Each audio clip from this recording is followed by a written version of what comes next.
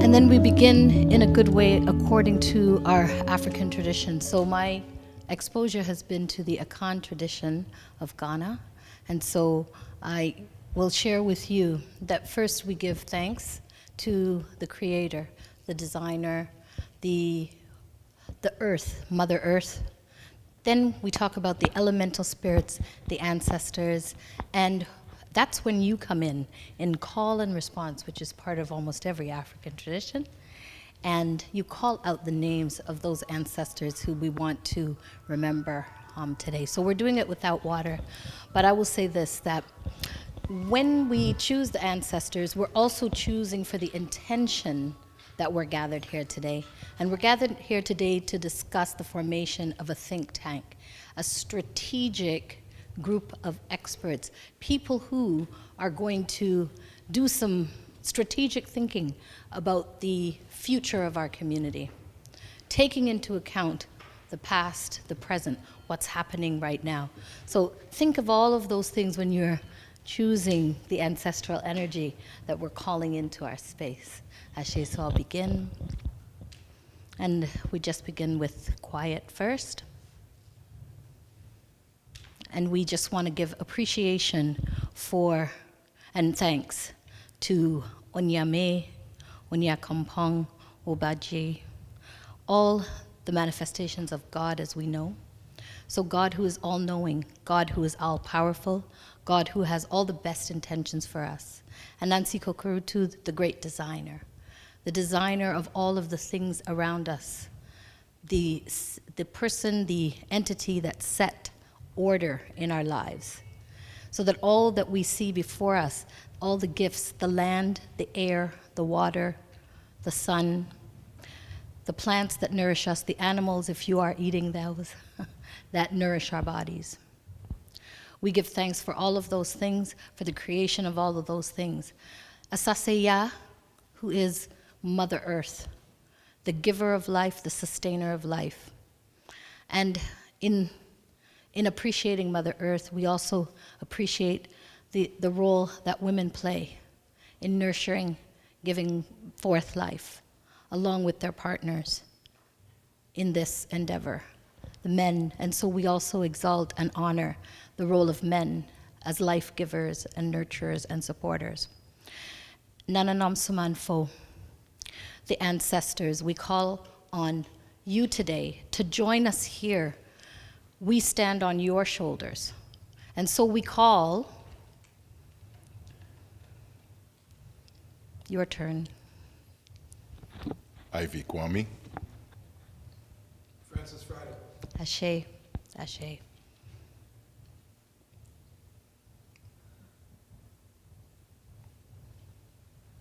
Nelson Mandela. Ashe. Ashe. Since we're here about a think tank, let's call Paul Robeson. Ashe. Ashe. Let's call Black Excellence, pardon me? Ashe. Ashe. Jackie Robinson. Ashe. Ashe. Ashe. Ashe. Ashe. Ashe. Frederick Douglass. Ashe. Marcus Garvey. Ashe. Ashe. Ashe. Ashe. Ashe. Ashe.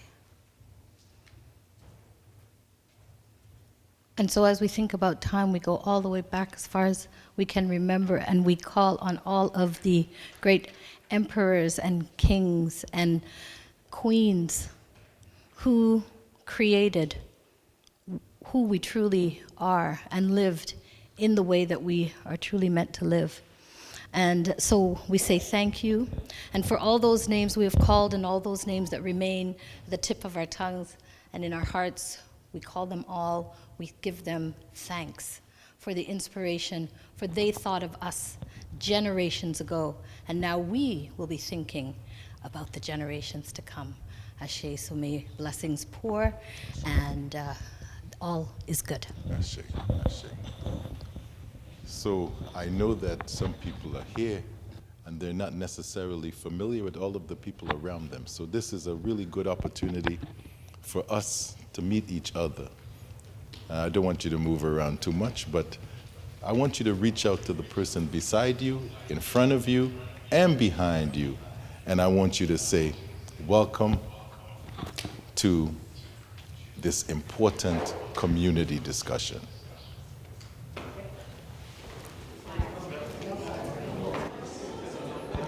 You can tell them your name. You can tell them your name too. Hi, Nadine. Pleased to meet you. I'm Kwame.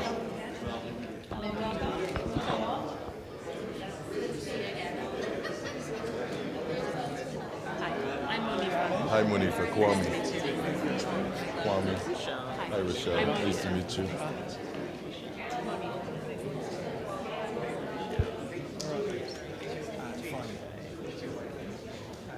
I meet again. Meet again. Yes. Excellent. So now we just introduce Lorraine Where's Lorraine? from the ACBN. Where's Lorraine? She's right She's here. there. Okay, good. Wonderful. So now that you met all the beautiful people, I would like to introduce myself to Lorraine. Hi, Lorraine. Good. Please welcome Lorraine to introduce our host today. Come on.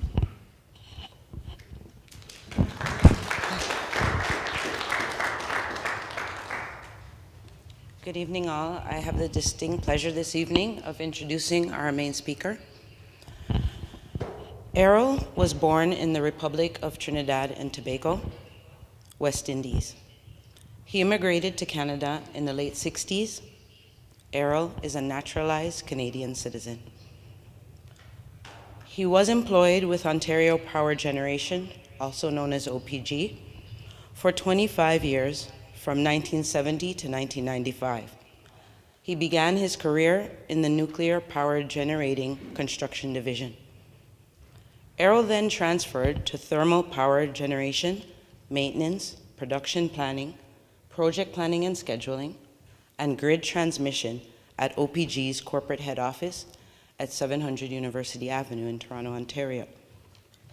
In 1993, Errol returned to the Nuclear Power Generating, Pickering Nuclear Power Generation on a special engagement, the Spent Fuel Storage Facility Project, where he functioned until 1995.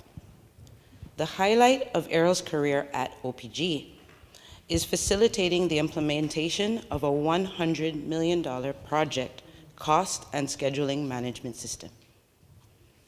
Errol held the following positions at OPG: Instrumentation Engineering Technician 4, Electrical and Instrumentation Maintainer Level 2, Production Planning Technician, Project Management Analyst, and this is also known as PMA, and Planning and Scheduling Engineer Officer, also known as MP2. Errol resigned from OPG in 1995 and eventually immigrated to the United States, where he practiced from 1997 to 2002 under the North American Free Trade Agreement, known as NAFTA. Errol's engagement in the highly complex and integrated automobile engineering, manufacturing, procurement, facilities management, and logistics supply chain management sectors was a wake-up call. He held positions such as Senior Process Designer, Certified Scientific Engineering Technologist, and Project and Business Management Assessment and Process Re-engineering Analyst. Errol's had the opportunity to travel on assignment at several major United States corporations, including General Motors, which we know as GM, Daimler Chrysler, and Allison Transmission in Indianapolis, Indiana, USA. These assignments allowed Errol to interact one-on-one with many Fortune 500 corporate executives. Errol has international vocational qualifications, known as IVQ. With a polytechnic engineering background, He is a certified engineering technologist, CET, in Canada, with equivalents in the United States and the United Kingdom. Errol is a consummate project management professional, known as a PMP. He is certified by the Project Management Institute, which is copywritten as PMI. Errol has been a member of PMI for approximately 30 years and certified for about 25 years. Errol is a self-inspired researcher, writer, mentor, moderator, and speaker with many position papers and presentations to his credit. He writes and speaks on a wide range of subjects. Errol moderated a panel discussion at the 2019 Oxford Africa Conference at the University of Oxford, United Kingdom.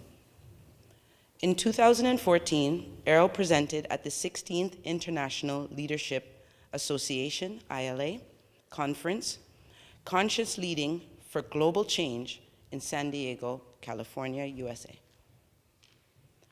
Errol shared the same podium and spoke on the same circuit with many world luminaries. In 2008, Errol presented at the 17th Annual Visions in Science Symposium, University of Toronto, known as U of T, Toronto, Ontario, with Professor Mercedes Richards, who lived from 1955 to 2016, astronomer at Pennsylvania State University, PA, USA, and also with Captain Dr. William Scott, NASA astronaut slash author, who walked in space. In 2008, visiting Swamis from Vadodara and Gujarat, India, invited Errol to come to India as a very important person, which we know as VIP. Likewise, to sit Koforidua, Ghana, Africa, to install a project management department in the Faculty of Engineering at a university. In 2000, Errol wrote and co-presented a white paper entitled Manufacturing Engineering Project Office, also known as MEPO. A link to supplier integration hosted at PMI's Global Conference on Project Management in Houston, Texas, USA. Now that you know more about Errol, I am very happy to present our speaker tonight, Errol Gibbs.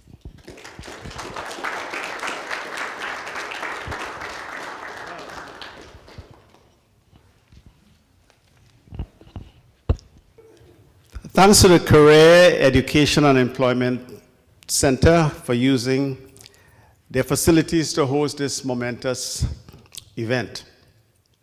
Thanks to Ryan Knight and the principals of ACBN for inviting me to speak on this committee information session. It is really about, and I should make a correction here, it's really about a Canadian Black Empowerment Initiative. We can call it a CBEI. And under that umbrella is where we have the manifesto, the think tank, the PMO. So we should correct that, and in future correspondence, we want to be sure that people understand the highest level. It's an initiative to empower blacks, okay?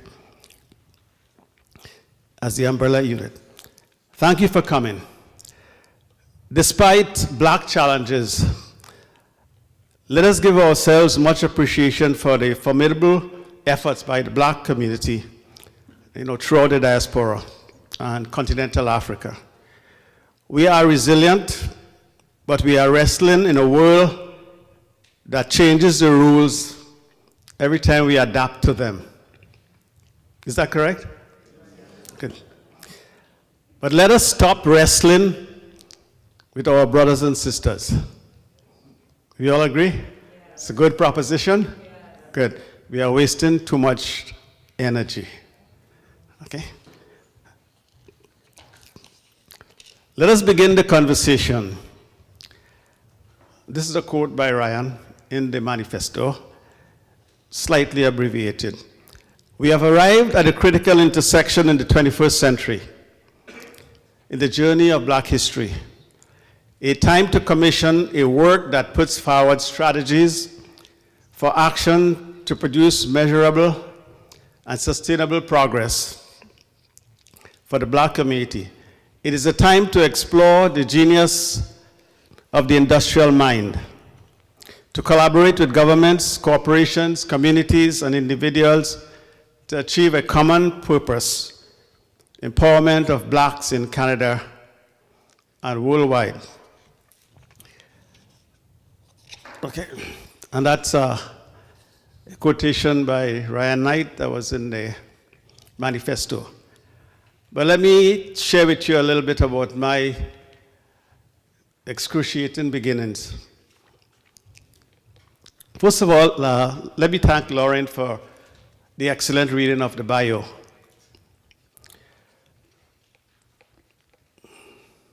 I am privileged to speak to you this evening because the village midwife gave me 3 days to live at birth.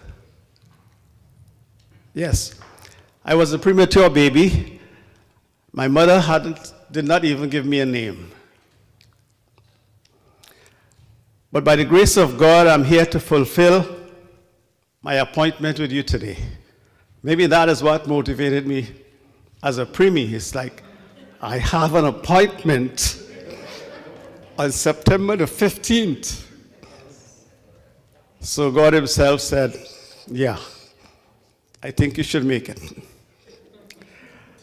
I was born in the middle of World War II. My parents were born in the middle of World War I. My grandparents, whom I spent considerable time with, were born in 1895 and 1897, respectively. Imagine spending time with them. It was utterly mind-boggling. Have any of you had an opportunity to spend time with someone born in the mid-18th century? Am I the oldest folk in this room? My father passed in a catastrophic accident in my presence when I was 14. And it happened within 24 hours. I often wondered what would have been my fate had he not left us so soon. He was a member of the British aristocracy on the island during the colonial era. So we did well until he passed.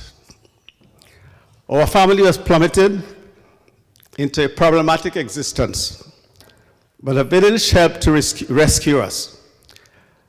Growing up as a teenager, I always knew that being a skinny Black kid was my greatest asset, not a liability.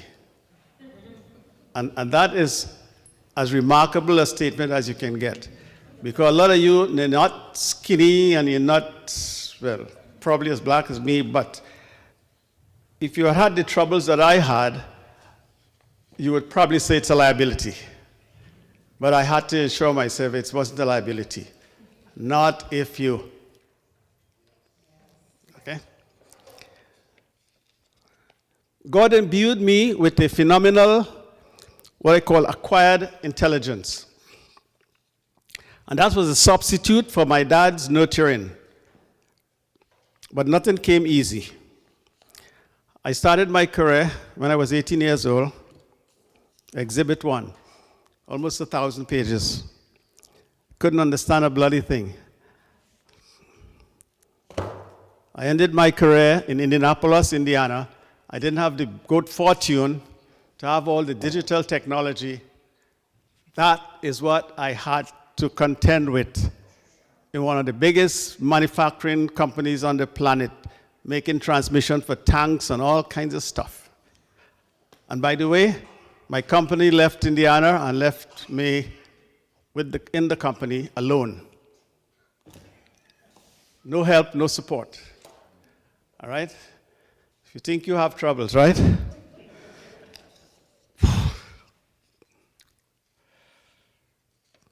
Mom was not engaged with the affairs of the world. Her preoccupation was raising her 11 kids. She did a magnificent service. Talk about a single mother. You think you have troubles, right? Good. Our youngest brother, Wendell, he's a pastor at one of the oldest churches in Canada, Huron Street Baptist Church. He's also a chaplain with the police services. He's everywhere. He could not come today, although he knows he should be here to see his elder brother perform, but that's fine. He's my best friend, brother, and student.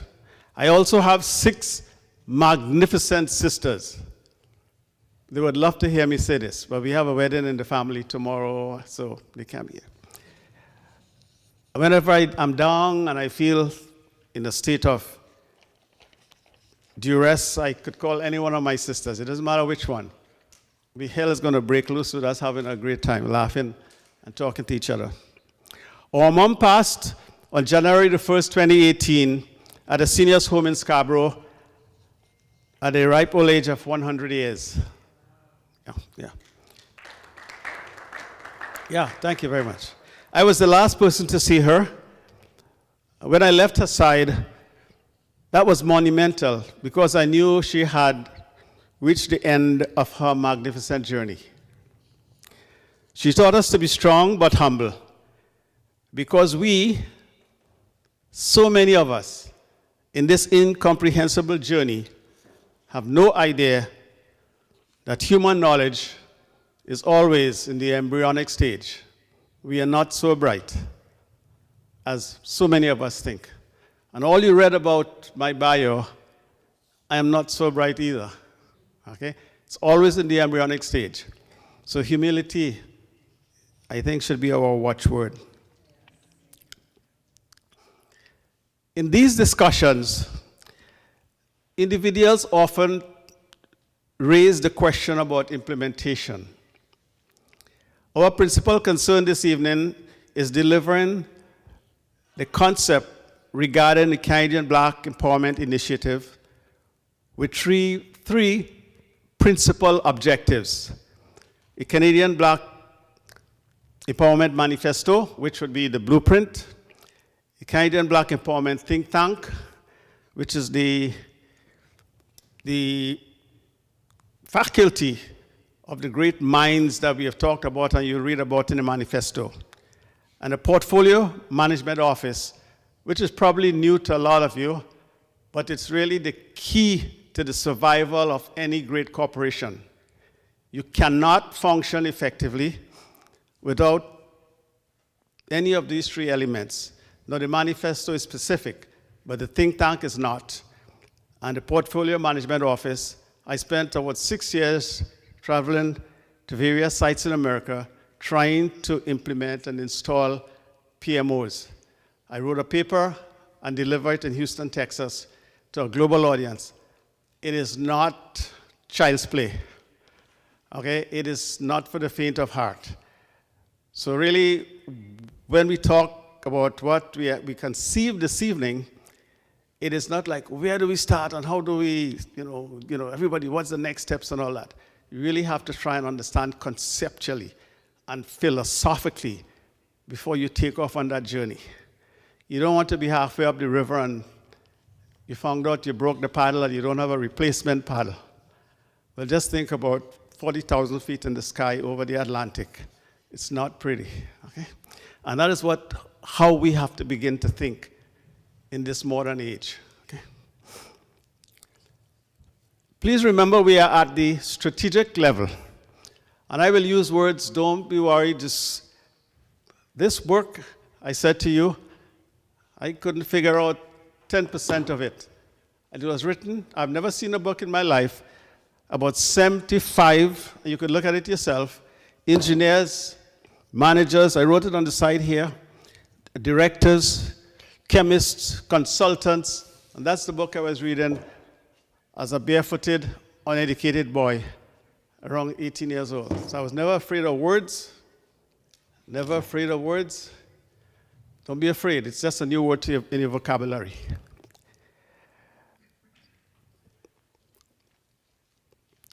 Okay. Implementation objectives.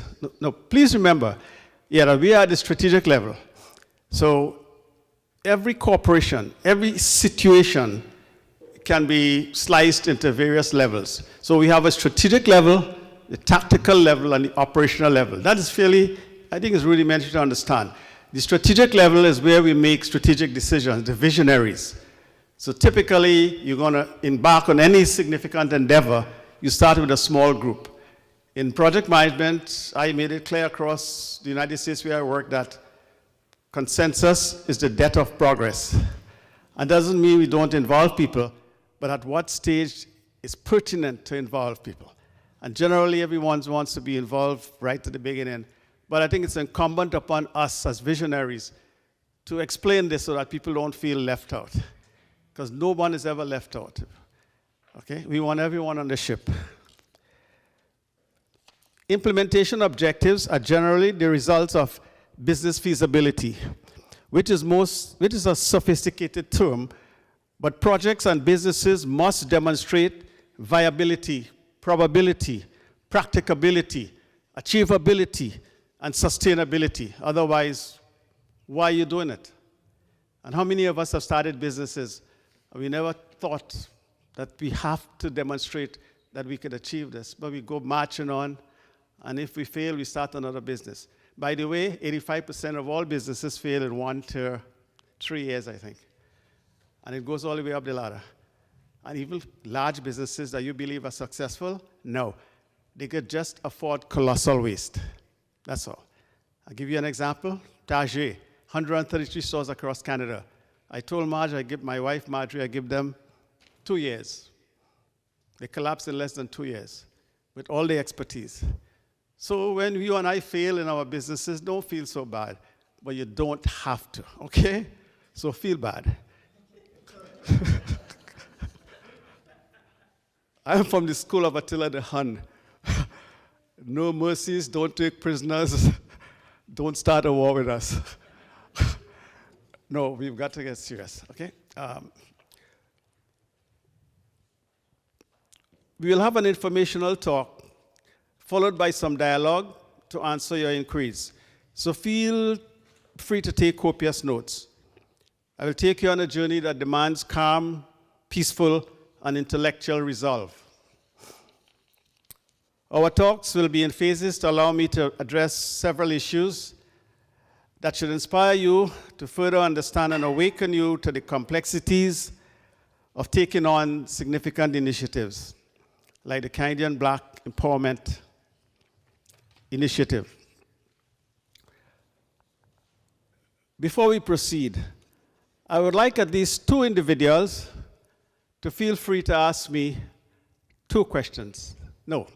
One, tell me why you're here.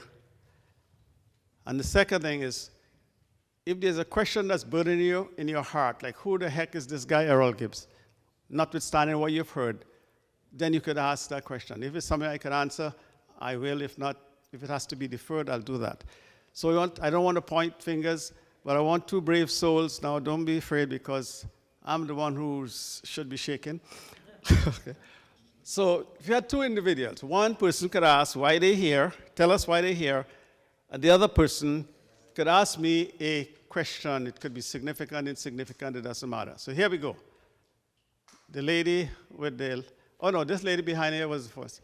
Okay, so do you get a mic for her, please? Yeah. Lady asking a question. Can I ask you to come up here just so we can have you on the camera? Oh, I see, okay. Just so that all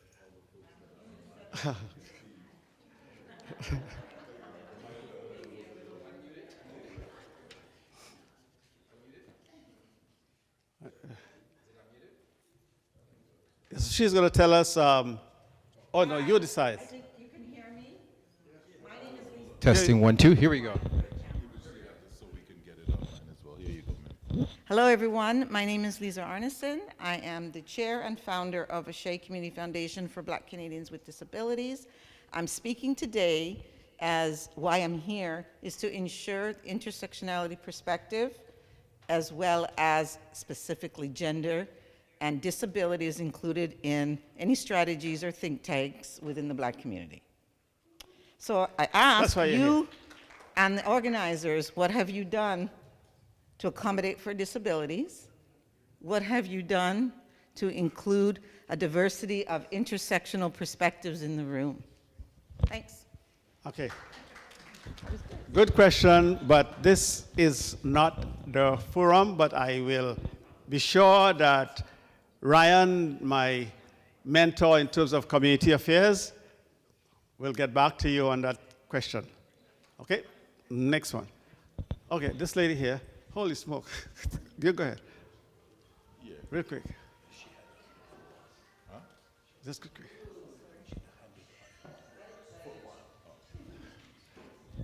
Hello, everybody. My name is Candace Henry. I'm the founder of the Shining Light Youth Charity.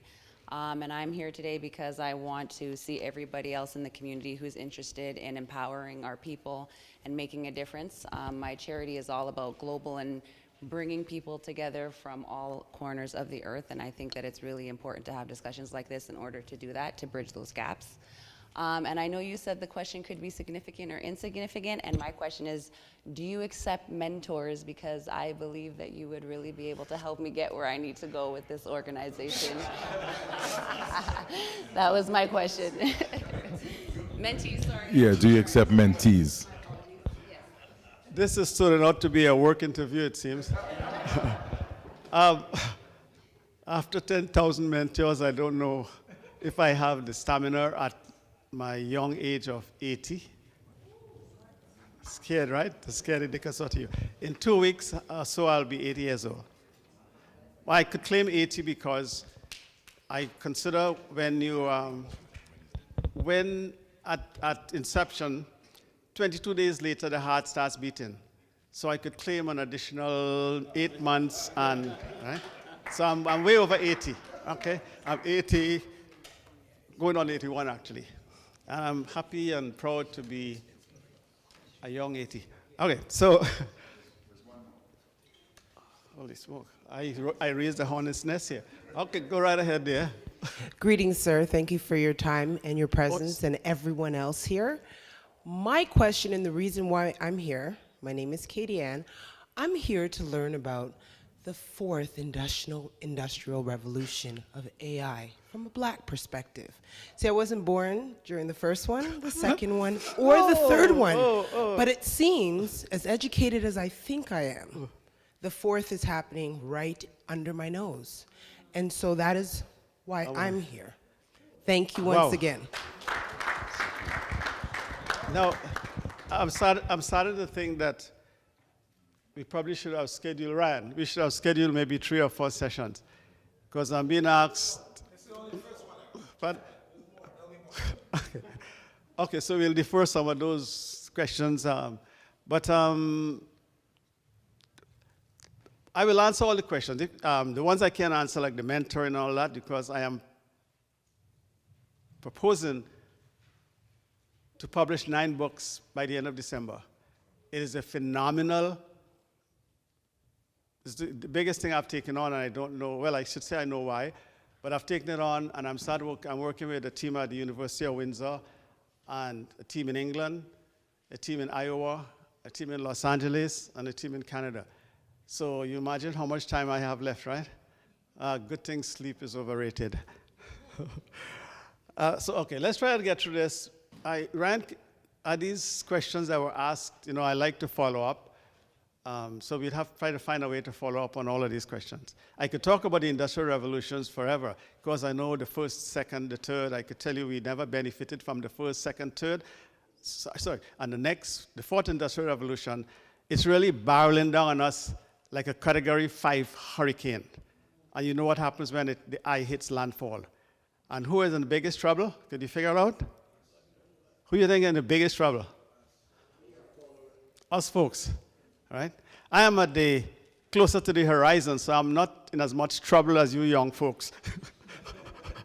Okay? So I'm really here sounding the alarm on your behalf.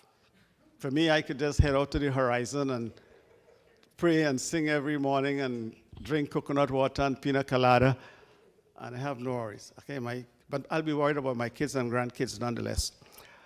Let's move on. So, but you did not follow the instruction, though. I did say one question on, so I'm very careful about protocols.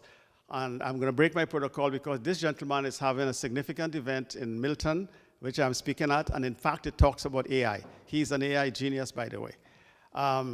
Did you want to say something very quickly? I was going to ask a question. Question. You want to ask? Okay, all right, just ask the question. I have to favor this man because he's putting me on the podium to speak about AI and project management and all that stuff.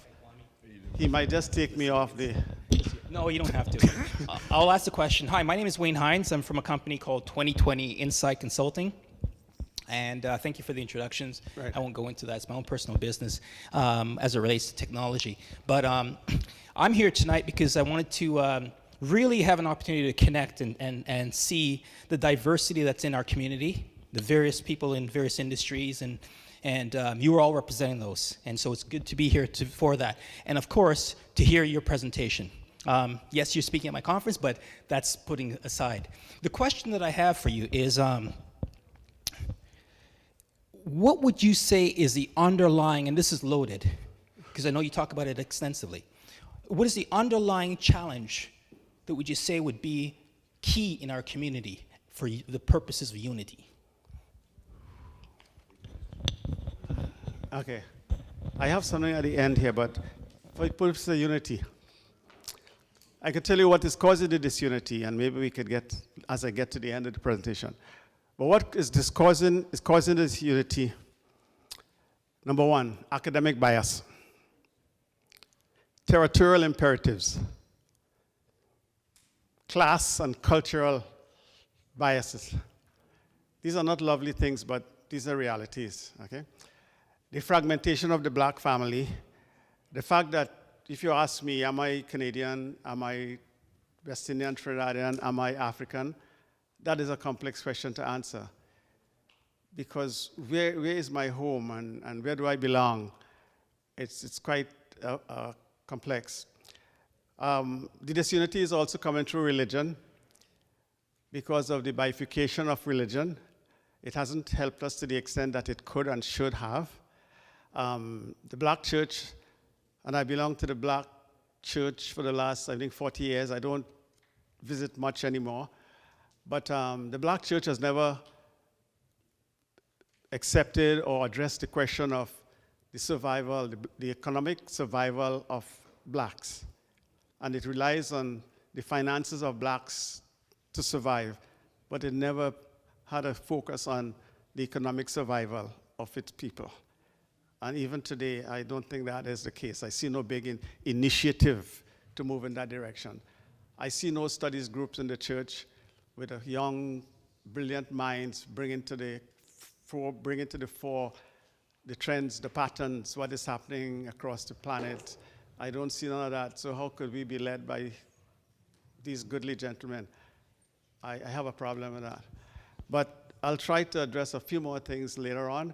And then there are 5 things that I think are on the positive side of the equation, because we do talk about the calamities that set us apart, but there's some good things that could bring us together.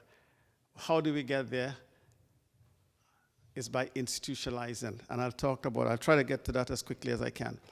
Okay, so let me try and run on here. By a show of hands, how many people have seen the movie The Black Panther? Right, almost everybody. Did you feel a sense of empowerment before going to see the movie? Like you heard about it, did you feel, wow, I want to see this movie? Good. So did you feel of empowerment after leaving the movie? After you've seen it? Were you more empowered, or were you really empowered? Okay, so the only problem is we were empowered, but maybe it's not long-lasting, right? It's like a flash in the pan, you felt empowered. But what do we do now, right? Okay. What if you could prolong the feeling of black empowerment for the next 50 years? Yes. Who would love that? Okay. So we're no longer talking about a flash in the pan, because I could probably recommend movies that you can go to every week and it'll keep you on a high. But would we have achieved anything? Would you have built any institution? The answer is no. I used to go to a lot of cowboy movies when I was a kid. Am I a cowboy? No, right? So you have to be very, very particular and very sensible about what we do. but we need these things to help empower us, right? It's definitely. Everyone has to do some good things, some silly things, but what have you. But what if you had an opportunity to transform that theatrical, if that's the way to pronounce it, experience from an illusion of an advanced city named Rwanda to the reality of a Canadian black empowerment think tank? Would you love that? Wakanda. Wakanda. Oh, did I say that? Oh boy, pray not to become AT, boy. This will happen to you. I know. No, Wakanda, right. Would you love that? Because Wakanda, like anything else, we could call it a think tank. Any entity where there are great minds trying to transform, you can call it a think tank. McDonald's could not survive without a think tank. We could call it a corporate head office. FedEx could not survive. In fact, I'll come to it in a minute. I don't want to jump ahead of myself. Okay, so what you're saying to me that you will, I didn't see many hands, but I'd love to see hands who really would like to have that 50-year high without just going to the movie every weekend. Meaning that you're building your own Wakanda. Okay, good. And I think that's an aspiration. But we have to go beyond aspiration to reality. All right, when I was at Oxford University in the UK, that was a question that was asked. Is the United States of Africa, is it just an aspiration, or could it be a reality? And I have an answer. I had an answer for that question, and it's somewhere along the lines of starting with a digital highway across Africa. I wasn't worried about culture and tribalness and religions. No, let's start with a digital highway. Okay? All right. All transformational visions are complex and difficult to accomplish, but achievable. Think of President Kennedy, his statement in 1961. I was a youth in Trinidad, about his vision to land a man on the moon and return him alive. Very definitive statement in a decade timeline. Okay? He also said it was difficult, but it happened in 1969. Do you know today you have an advantage over Kennedy? If you read about his statement and ask what background did he have to make such a statement, you will scratch your head and say, was the man crazy? No. It was a vision, a phenomenal vision, and he did say it was difficult. Okay? You're ahead of Kennedy. You know why you're ahead?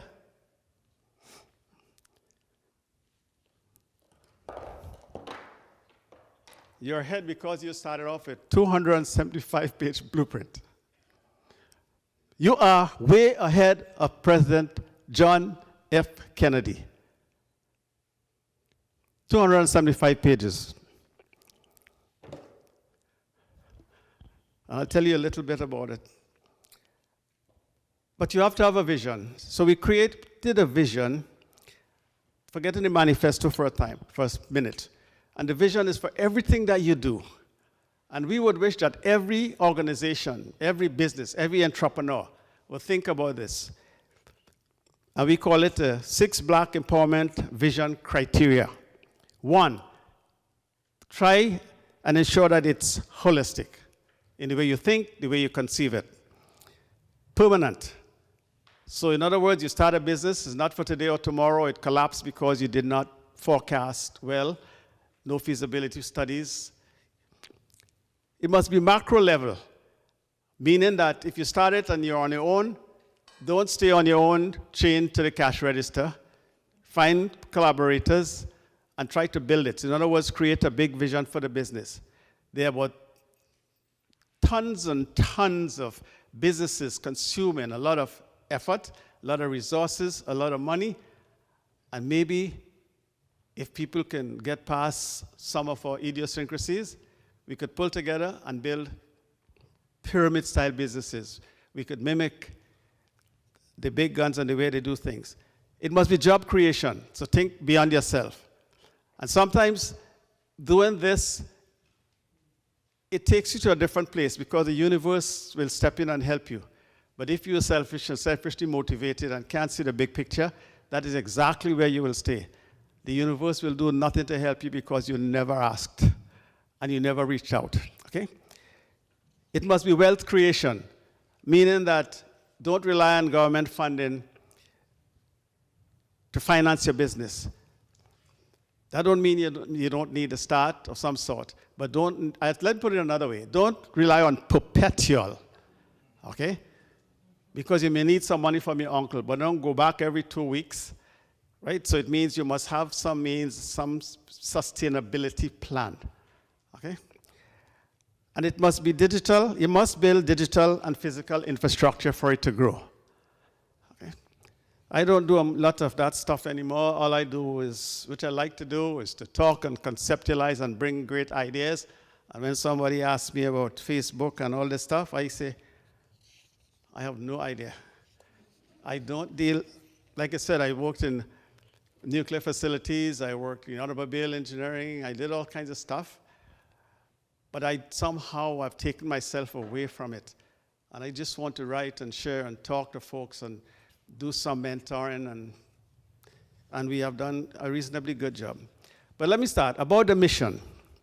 To aspire academics, scholars, doctors, scientists, professors, researchers, engineers, architects, educators, intellects, philosophers, writers, politicians, community advocates, financiers, entrepreneurs, students, and clerics to adopt a new mindset.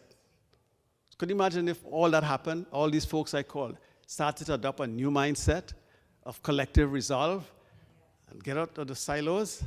Just think what would happen.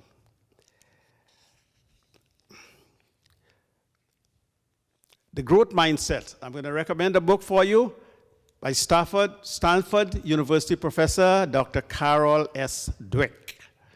She had a talk on Google, and we'll try to get the link to you to Google, and it will change you forever. About the objectives. The objectives is to inspire individuals, communities, corporations, and governments to understand the inherent benefits of an equitable society. That would sound foreign to some politicians. Right? Achievement is possible only with the full participation of every citizen imbued with the opportunity to achieve their highest growth potential. And I would love to talk about this streaming and the Board of Educations, how they go through all these ramifications month after month, year after year, and can't seem to understand that all we need is to ask one single question. Not should we have black focused schools or should we not? You need one question that would lead you to the answer. What sort of education is required for a black graduate to function successfully in a modern economy? That's it. That's it. That's the question. Someone asked me which side you're on. I don't take sides. It's got nothing to do with sides. It's got to do with evidence and asking the right question. So if you don't start with the right question, you'll never have the right evidence anyway. Okay? You'll be looking in the wrong places. The guys who build all these big metropolis, that's the way they think, okay? And I've been able to breach the walls. Why God sent a skinny little fella to breach the walls, I don't know. But I was able to breach the walls, and it was a great reception. I was treated like a king in the United States. And I am not, this is no monkeying around. Because when you bring knowledge, wisdom, understanding, elder principles, they love it. That's why I was invited to India. I was hired for the best job on the planet by a Chinese senior design engineer. What does that tell you? It tells you that every other community that I have been in, I was treated par excellent. No fault of none of you guys because I never worked for any of you or never had to. But I'll tell you, and I like to say it because we are trying to find the answers to the calamities, so why not, right? So I put no one down, but I'm saying to you that I was treated like a king. Unbelievable. Sometimes I get up in the middle of the night and say, did this happen? Because I'm retired for 22 years. So how could that be? I don't even know. After raising 5 kids, by the way, and mentoring I don't know how many. How did it happen? Okay. The Canadian Black Empowerment Initiative aims to facilitate the inclusion, growth, and empowerment of people of color, particularly blacks and indigenous people who have faced decades of disenfranchisement by a society and a world that denies the existence and the contribution of the people who are the salt of the earth. Unfortunately, we knowingly collaborate in our destruction. It can end with a renewing of the mind. All the good Christians know that, right? The renewing of the mind. Bishop Philip Gray, my good buddy, he knows about this stuff and taught me a lot about it. Okay? So I will speak to you briefly about the 3 major components, right? It's the Canadian Black Empowerment Think Tank, Manifesto, the Think Tank, and the Portfolio Management Office. So I'll give you a brief on all 3, okay? But first, the genesis of the Canadian Black Empowerment Manifesto. We began the journey with the first publication of 70 pages.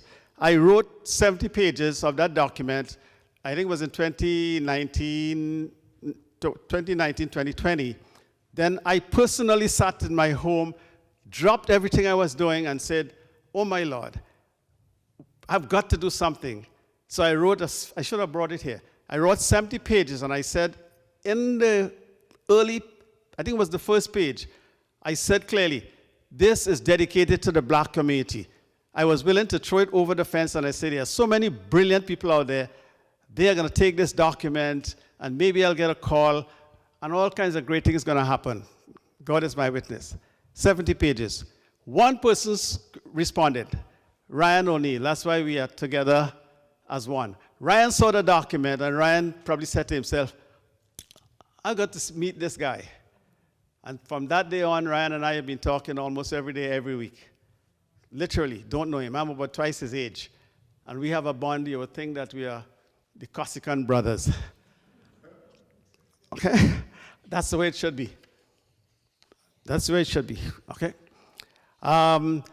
Then George Floyd came upon us. The COVID and then George Floyd. So we had 2 calamities. So Ryan and I said, holy, my goodness, we've got to do something better. So I said, Ryan, if you give me a small commission, maybe I'll do something better. So then we came up with 175 pages. And I still was in a bit of trepidation. I think it wasn't good enough. And I went back to the drawing board and came up with 275 pages. Okay. You guys were merrily sleeping. Like I told my friend, maybe dancing in the streets or wherever, while I was slaving away trying to figure out, what can I do for my folks? I've done so much for myself. What can I do for my folks? So the George Floyd thing was in May 2020, and it was a catalyst to return to the drawing board.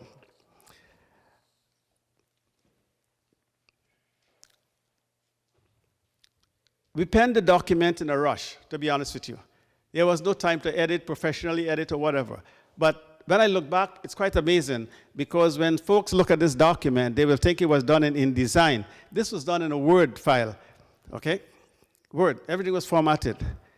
Like, I can't believe I put so much energy into doing this stuff. But I'll tell you a little bit about it as we go along. First of all, it's, we penned the document in a rush, purchased the license to about 40 graphics and some original graphics. We did not professionally edit it, so it's still subject to editing because we weren't publishing it formally. We just wanted to get it in people's hands as fast as we can. So anyone looks at it and says, oh, there should be a colon here. I said, what does it have to do with the price of sugar? And that is what we get sometimes. People are not even looking at the context. They don't know that you were up nights, 1, 2, 3 in the morning, and all they can say is, oh, there should be. I don't know. If they say it in a lovely way, it might be fine. Anyway, we sent a digital copy. Listen to this. I want you to listen very carefully. We sent a digital copy, press release across Canada, and to Black America. We downloaded 3,000 emails. We sent 3,000 emails. We sent 40 copies that we paid for, postal mail across Canada to some of the best minds in our estimation. We're talking, the biggest politicians and university professors and, all these, 40 of them. I personally, 40 of them. And then we did another 200 copies, make it available to people in Southern Ontario. We have been transparent throughout the process. So we are willing to come out and talk about it. And as much as people wanted, we are not in a rush. This takes time. The cost was massive, but we absorbed most of the costs and a lot of stress. It put my own personal projects behind. Sadly, after all the efforts and setbacks of personal initiatives, I received a single response, and it came from the United States. Immediately, they asked me to come and headline a conference in the States. And I said, yes, yes, yes. And then I said, no, no, no. And here's why I couldn't do it. I couldn't do it because what if people got excited and they want to see our website and they want to come and meet the team in Canada? What a colossal embarrassment that would be. Couldn't do it. She was very disappointed, but I could not do it because we hadn't built even a nucleus of minds, although we had done what I just said, right? 3,000 emails. That is the legacy that we have to break, okay? It's not like, I am, oh Lord, black people help me, or black community help me. That is what I find so troubling, right? I have had the Spanish folks ask me to come into the community. I have had the people in India say they would put me on the radio in India, right? I could go on and on and on and on, and these are all facts and they're all truths. Okay? So let's go on. Ryan has been diligent in pursuing the interests of the black community. I also understand that some others are attempting an initiative of some kind that they are maybe calling a black think tank. I don't know a lot about it, so I can't go out on a limb. But at some point, I hope that perhaps they will, out of courtesy, give us a call. And by the way, the 40 individuals that I sent the document to, I wrote back to all 40 and say, could you just give me a courtesy response? That's all. And I never received. And I'm talking about the leaders in the black community, right? The ones who love black folks, the one who want to blah, blah, blah, right? I'm talking about 40, and I won't call names, but I'm telling you they are the top level folks. And I'm talking from Nova Scotia to Vancouver to Alberta. I picked all the top folks, most of them in GTA. Not a single telephone call or a single email saying, boy, we just love the effort, but we can't, right? So you wonder why I'm here today, right? I must be supremely silly, right? No, no. It's not about me, okay? We got to change the mindset. The manifesto presupposes that a vast body of blacks in the GTA, given pioneering and visionary mindset change, could develop a stealth focus, the discipline, and the genius minds to transform the GTA into a bastion of creativity and innovation. We hope to inspire blacks of all persuasions to adopt the vision of a Canadian Black Empowerment think tank. I would like one day to see the GTA become a mecca for all things black, all things intellectual. Okay? I know so many blacks that are pouring out of these universities, especially York, with PhDs and everything. Why are we staying down the rabbit hole? it just boggles my imagination, okay? It is 2.0. It's not a static document. It's a 50,000 feet document, so no point anyone stressing about the details. The details will come. Strategic, tactical, operational, okay?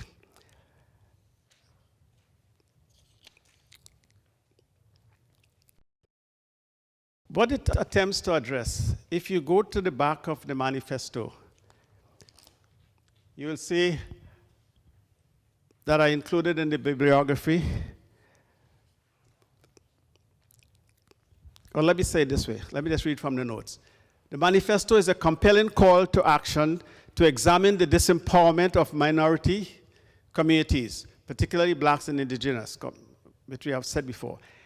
Instead of providing you with a host of statistical data or data in the abstract, the author submits for the reader to review a battery of commission reports, research, studies, position papers, catalogs, and reference books dating back to 1992. And I just have one reference here. You could go look at the references. This was a report commissioned by Bob Ray in 1992, Report on Race Relations Policing Task Force in Ontario by Stephen Lewis. And I could rattle off the top of my head how many reports, anti-black racism reports that we have had, how many commissions that we've had. Just recently, a gentleman left here and he went to Ottawa and he put $48 million into a whole heap of anti-black racism initiatives.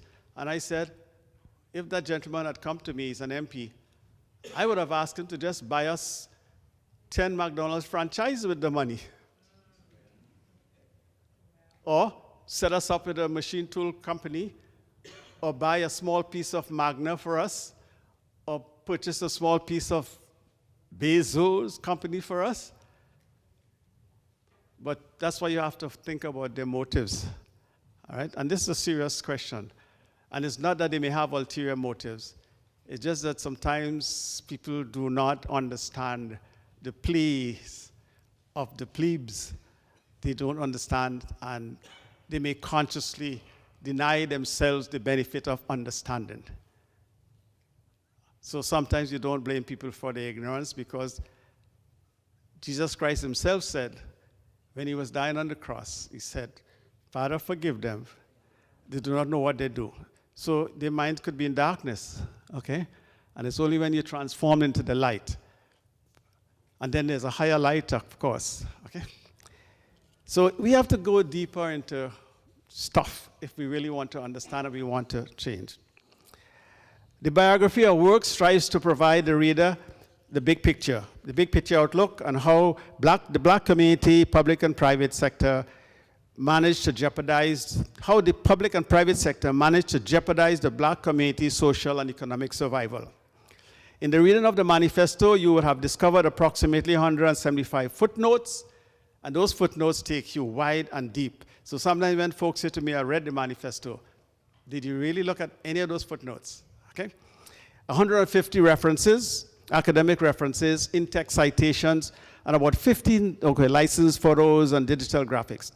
The manifesto should inspire the black community to develop a pioneering mindset. When you read this manifesto, you should have an immediate shift to a pioneering mindset, because it's a pioneering document.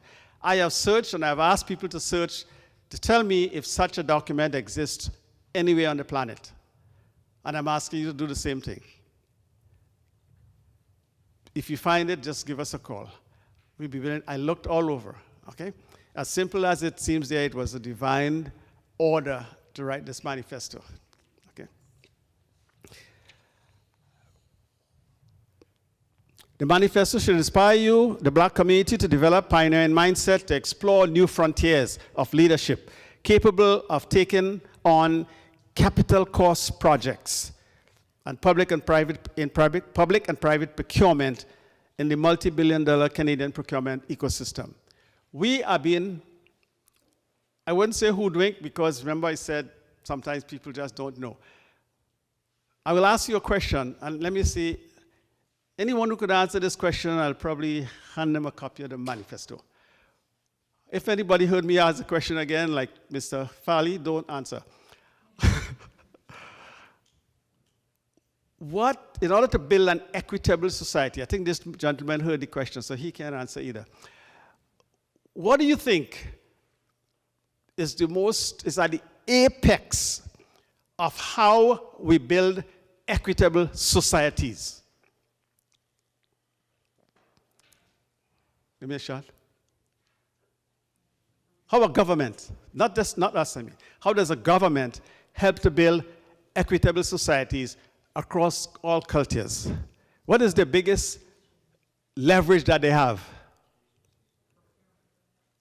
Did you hear that before? Procurement. So I owe you a book. And remind me before you leave. Procurement. Governments let about $300 billion. Banks about $65 billion. Universities. What if the black community got a $1 billion procurement contract? What if the black community 60 years ago, when I was doing a dissertation for firefighters and for electrical workers on the same question, and here I am saying the same thing to you. What if the black community asked itself, what if we had a $1 billion contract? And we don't have to necessarily have the skills available, but they can be developed. Okay? Whenever large corporations come into the country, whether it's the Caribbean, Central, South America, Canada, we make accommodation for them. 99-year lease. We give them all kinds of stuff so that they can build capacity. Like, do we need a think tank? Do we need a group of intellects, intellectual minds, to explore how these policies are written and how they are systematically biased against us by design or by default? So we want to be careful, okay? And here we are, we struggle for funding to do all kinds of stuff. And we have $300 billion flying out the window. We don't even see it. Maybe we don't have windows in the buildings we live in. But look out to the windows tonight and you'll see billions of dollars flying out. And what does that mean? Where are they going? Where do you think these billions are going? To other communities, because somebody has to do the work, right? To large corporations. So sometimes when people say, why are we dependent on government? Well, I would like us to depend on government. No. I would like us to learn how to access government properly. And not necessarily through funding. Okay? How to access the funding so we get a fair and equitable share of that $300 billion.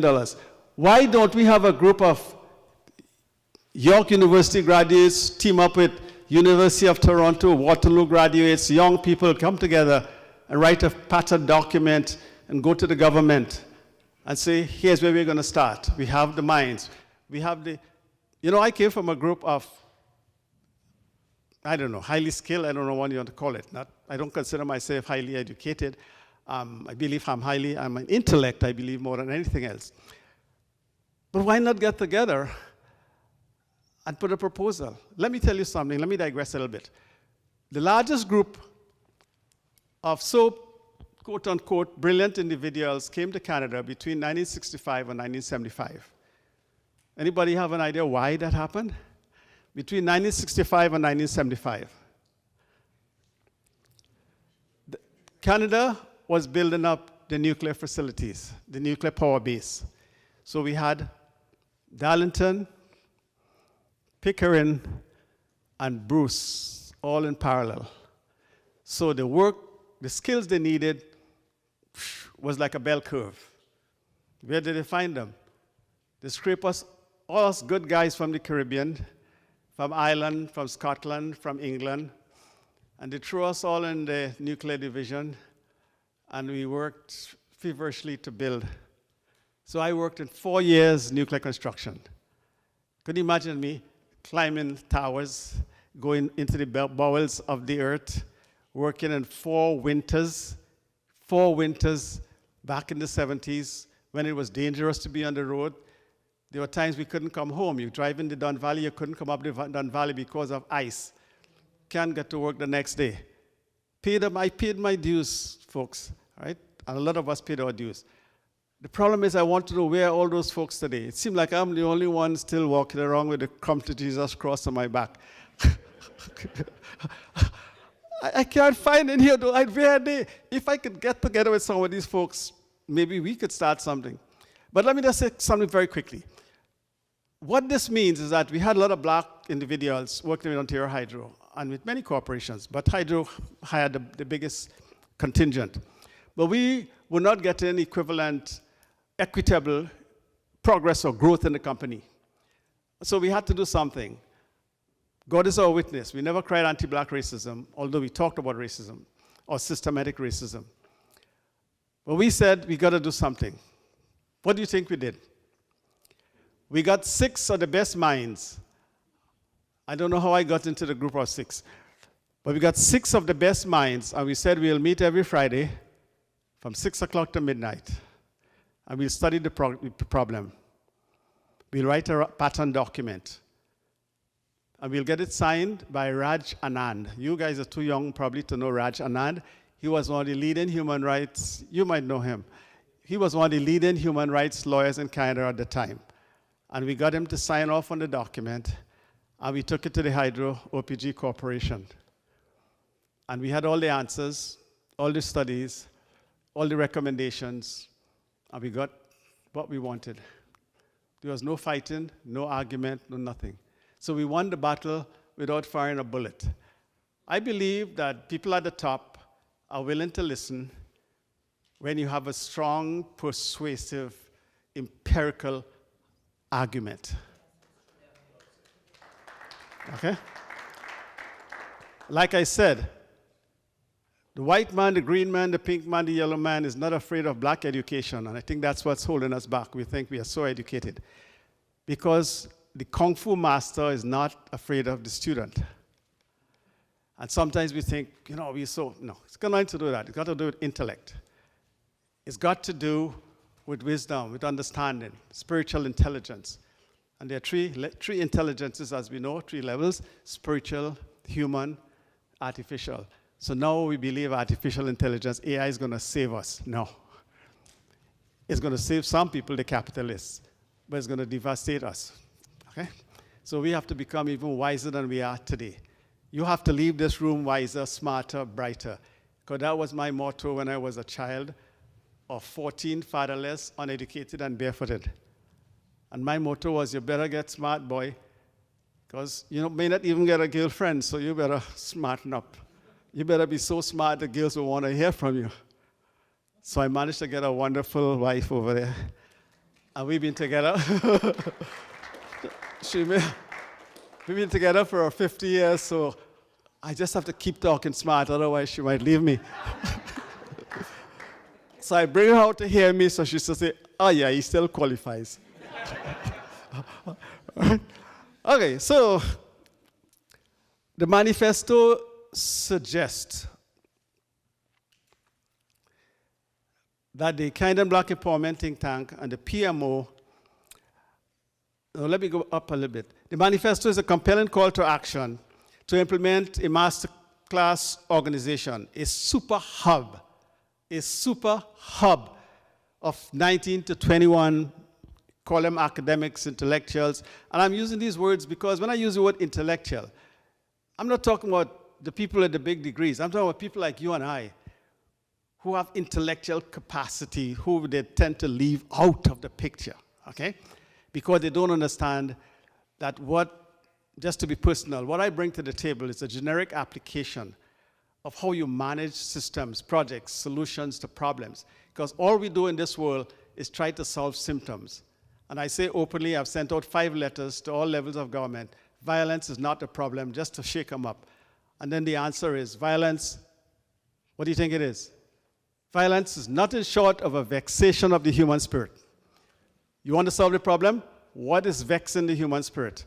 So all your dogs, your tanks, your cars, your prison industrial complex is of no effect. We buy into it, and we condemn our own black youth, right? I don't know what to say. Okay, so the document, as it stands, it looks at 15 innovative strategies Could be 20, could be 21, could be 100. But we started what we consider to be indigenous entities, just like politicians tell us a lot of stuff. But I want you to ask them one day, what are the 5, 10, 15 indigenous elements that is important in order to build a great country or great society? Let's ask them that. Stop, they tell us stuff. Well, let's ask them questions. So we said, look, procurement, right to the top, lady. Procurement, money. Money different from wealth. Procurement, money, wealth. Client care, certification, business entrepreneurship, legal, constitutional. Nobody thinks about constitutional. The Constitution in the United States, in Canada, and almost everywhere is like a knee on our necks, and we don't know it. I rest my case. Right? The persecution rests. Legal enterprise, political leadership, theological leadership, medical health care, black family futures, violence mitigation, youth industrial strategy, high school graduation. Every kid should graduate from high school. There's no possible way that they should. Everyone should, because the way how we learn. Okay? Let me give you a quick this should be 6 till midnight. If you want to get ahead, we made a sacrifice, and we made good gains. I wasn't an engineer, but I became an MP2 engineer through that same what we did there, okay? And I worked on special projects in Pickering, nuclear project. It was one of the most important nuclear projects, I would think, because President Bush sent about 18 scientists to take a look at it. So, and we just ordinary folks, so why can't you? And all of you are probably brighter than I am. Who knows? Maybe you are, okay?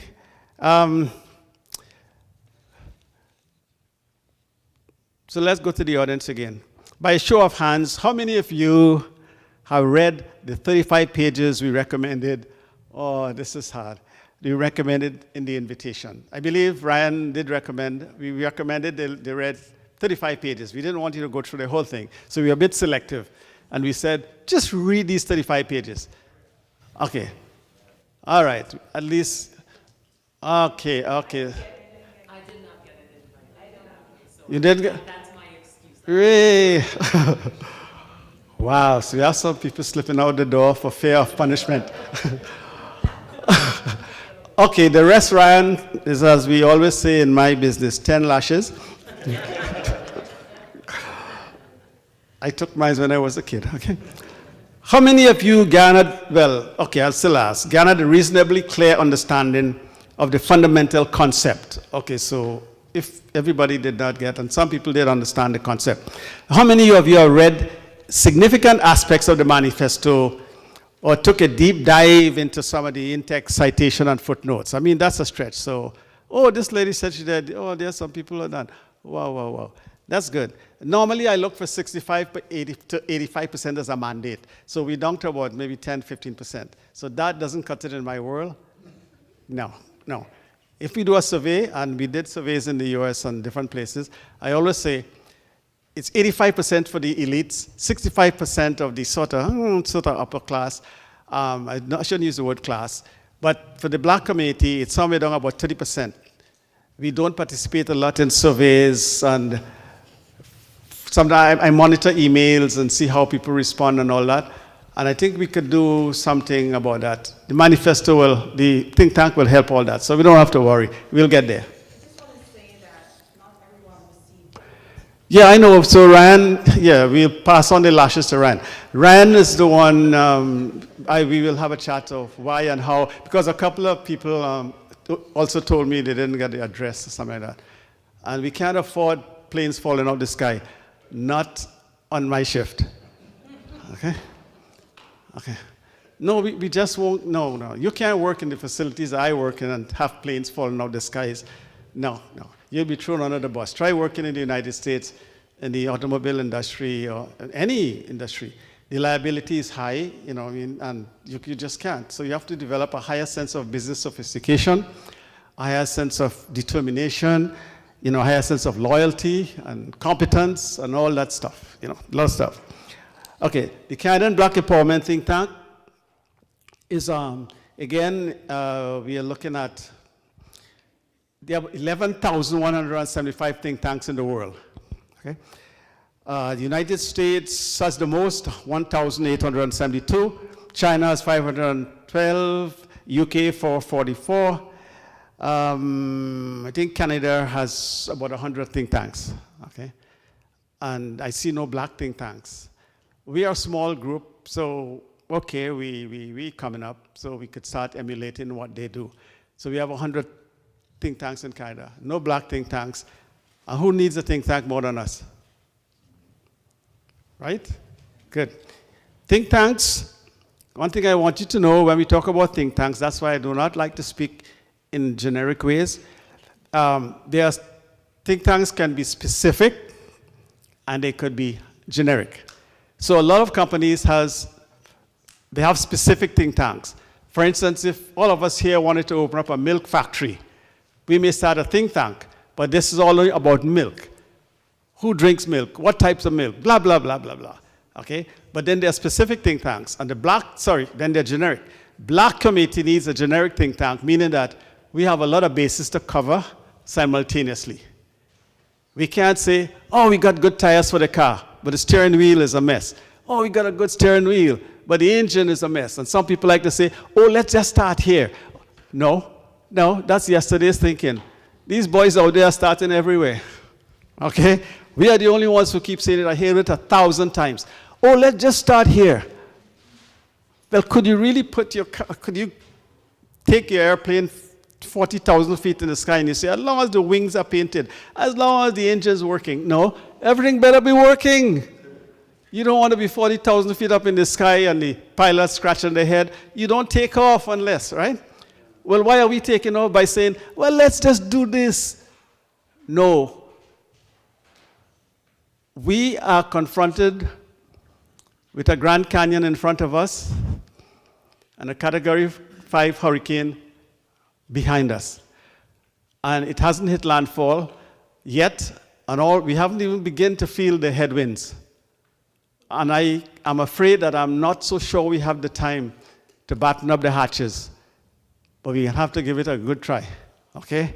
We can't just sit there and let it hit landfall because the consequences, we already know what it's going to be, okay? So, let's just, let me jump ahead a little bit. So I want to say, okay, I'll give you a bit of summary. Summary of the, I think I missed something here. Okay, the summary of the think tank. So I had a summary on the manifesto. Okay, let me just say it very quickly. Summary of what we expect from the manifesto. We expect to pen the manifesto 3.0. 3.0 in parallel with some sort of feasibility study. Incorporate fundamental elements of the UN General Assembly. The reason why I'm saying this, if I had the right team, we would build out the manifesto and by December we'll be sending it to the United Nations. Because they're trying to include Africans, blah, blah, you know, the year of Africa, blah, blah, blah. I'm not involved in that, but I realized I was told that if we could put a team together, we should send it to the UN and get our place, get a seat. One of us could be sitting there representing the manifesto. That's where funding comes from Global Affairs Canada. Beyond the Mickey Mouse or small funding that we get. We do get funding, but the way we get funding, it's broken up into such small and fragmented pieces, we couldn't even hire a consultant for a month. And then the government say, wow, look at the great things we're doing for this community. Guys, we have got to do better than this. Too many bright people. Okay, for the think tank, we have some goals. The think tank to be like the Pentagon. Let's keep that in our head. It's a nice thing to remember. It should be like the Pentagon for the black community or in the GTA. It should be a tourist destination for people who are looking for brilliant ideas. We should be able to hold conferences. Consulates should come to us. Imagine you're a consulate for a country, let's say Jamaica, you want to build an airport. You should be able to call the think tank, and out of our database, we should be able to tell them who are all the Jamaican civil engineers and the managers and all that, and put it to them, and within 24 hours, they should have all that information. Why aren't we doing that? Why aren't we doing this? When they want to do something significant in the Caribbean, of course, no Chinese and no besmirching of them, wonderful. and people from Holland come down and they build roads. I know in Trinidad we had a highway built with traffic lights on it. Highway with traffic lights. How do you get traffic lights on a highway? And it was called a highway. But we are so brilliant, all these guys from university of this and that, and yet we get a highway with lights, right? You know, I used to have here, I had an afro once. Are you starting to realize where it's all gone? I'm sure somebody's looking and saying, that poor boy, where did his afro go? It's okay.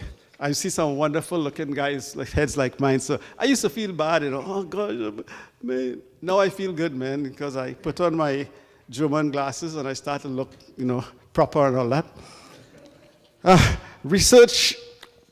To research, understand, and advocate, okay? Research, understand, and advocate for changes in public-private policies that are negatively affecting the black communities from a social and economic standpoint, okay? We need to research issues of procurement policies. That if the first thing, not one thing out of thousands, but when it comes to this issue of procurement, we should be moving with such expediency that it should boggle our minds, that we should get to understand. Number one, collect the data. If I ask anybody in the black community tomorrow morning, and this is a question we had 60 years to answer.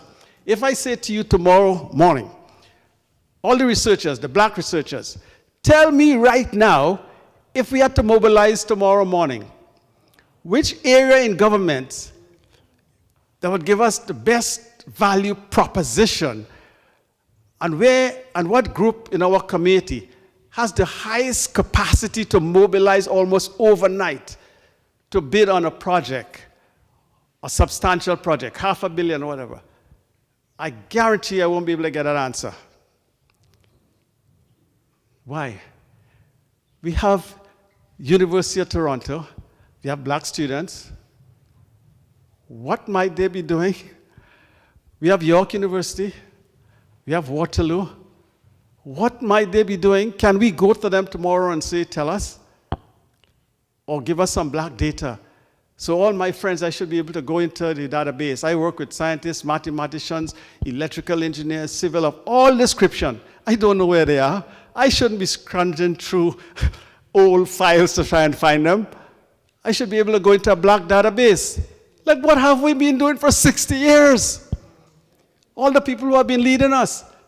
And I guarantee you, someone asked me what would be the success of this meeting. You know what's the success of this meeting? When I see faces of those who have been leading us, and when I see representation from all 525 community organizations supporting an initiative by a fellow leader of a community organization, that's success to me. I don't go any further.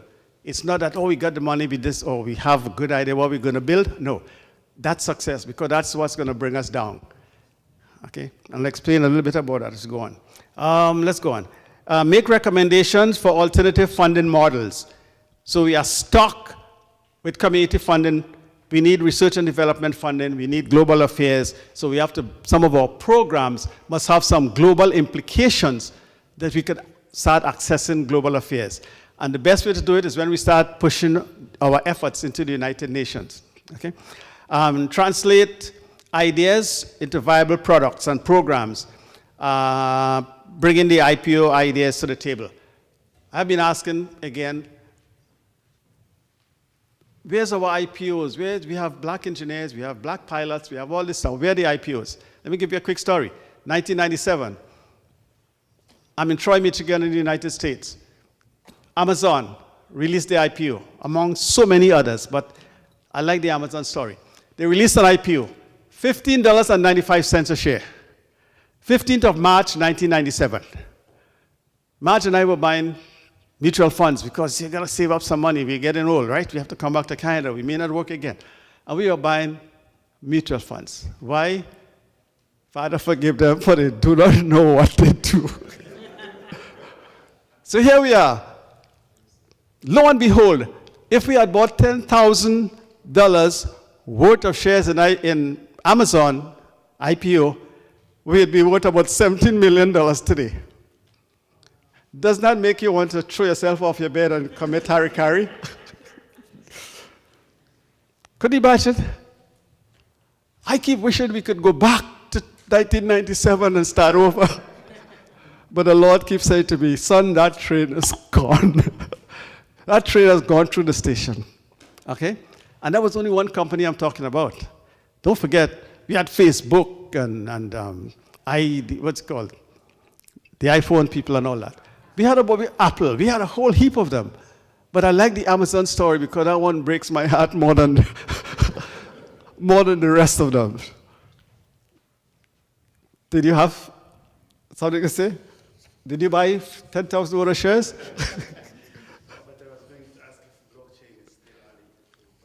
No, you could still, yeah, I am not saying, I mean, like I said, just like I said, knowledge is always in the embryonic stage.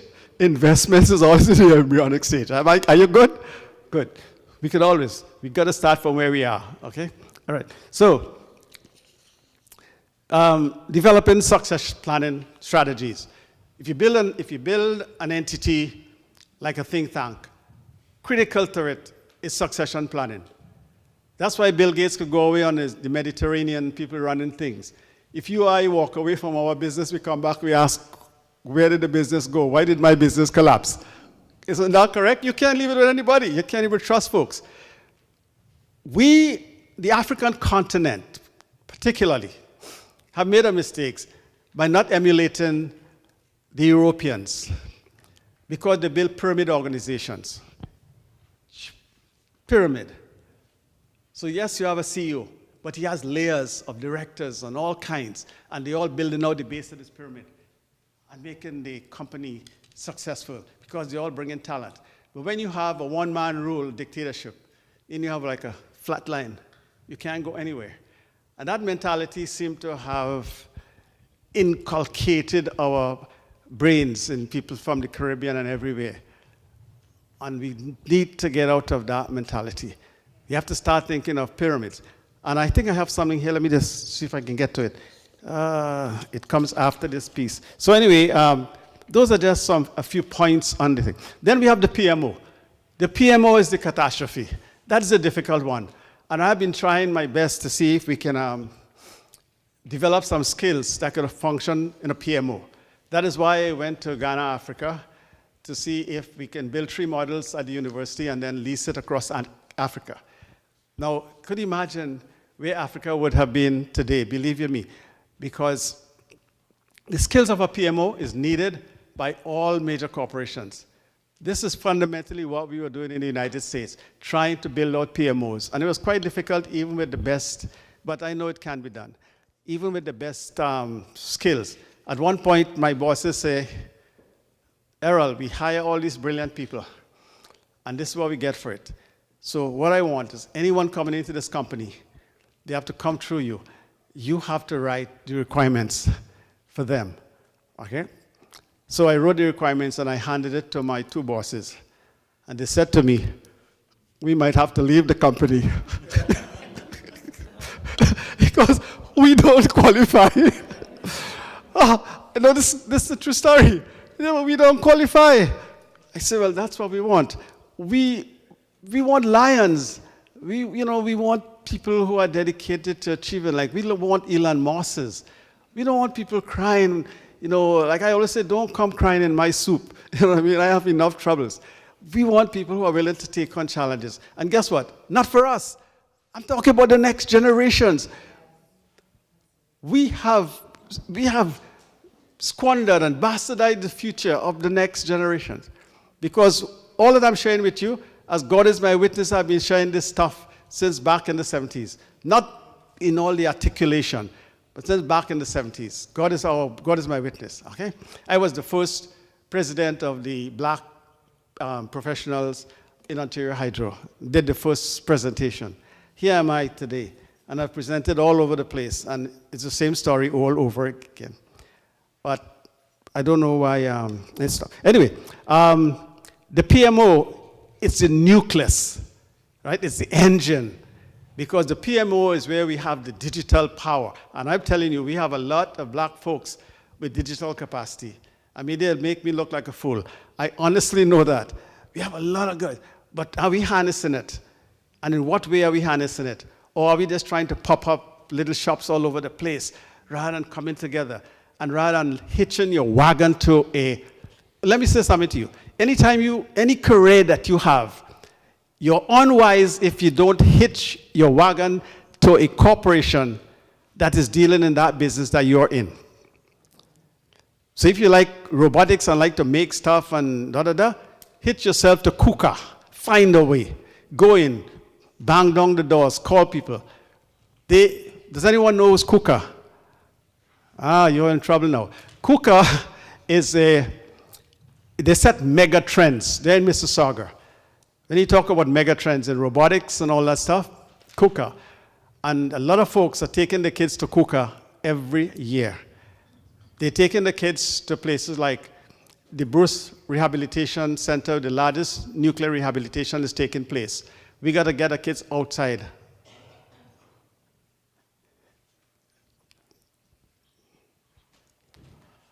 Okay, so we're going to have to come back on this one. So Ryan has given me a signal there that it's close to midnight. Okay, summary goals for the PMO then. I'll just say quickly. The PMO is a nucleus. It is the place where we integrate things. If we have 525 organizations across Canada, we should be integrated. We should be able to send out a communique and it hits all 525 overnight. Shouldn't we? That's when we're on the move, right? So if we have a problem, we could tap into.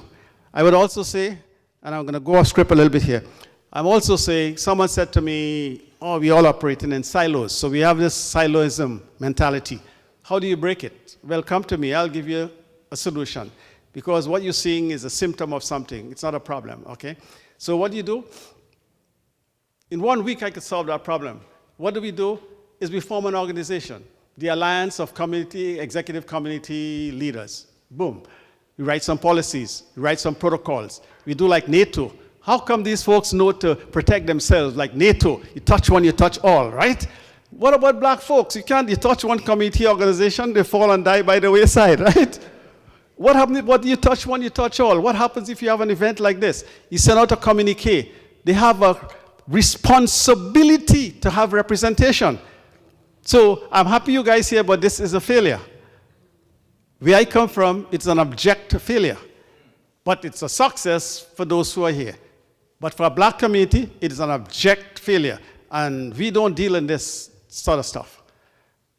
Because we'll do it over and over and over again. So there are ways to solve problems. I don't deal with conflict management. Okay? I deal with conflict avoidance.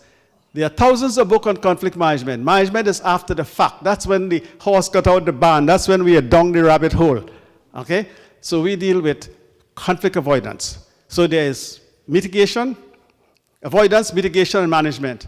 Why is the emphasis on management? That sounds noble, right? It sounds so noble. We do conflict management. I just wrote a book on conflict management. Write one on conflict avoidance. Using the 5th level principle, risk management principle. You wouldn't even have to, you'll be using your management dollars doing important stuff. Okay, I did tell Ryan, could we make this 6 till midnight? So I'll run through, skip.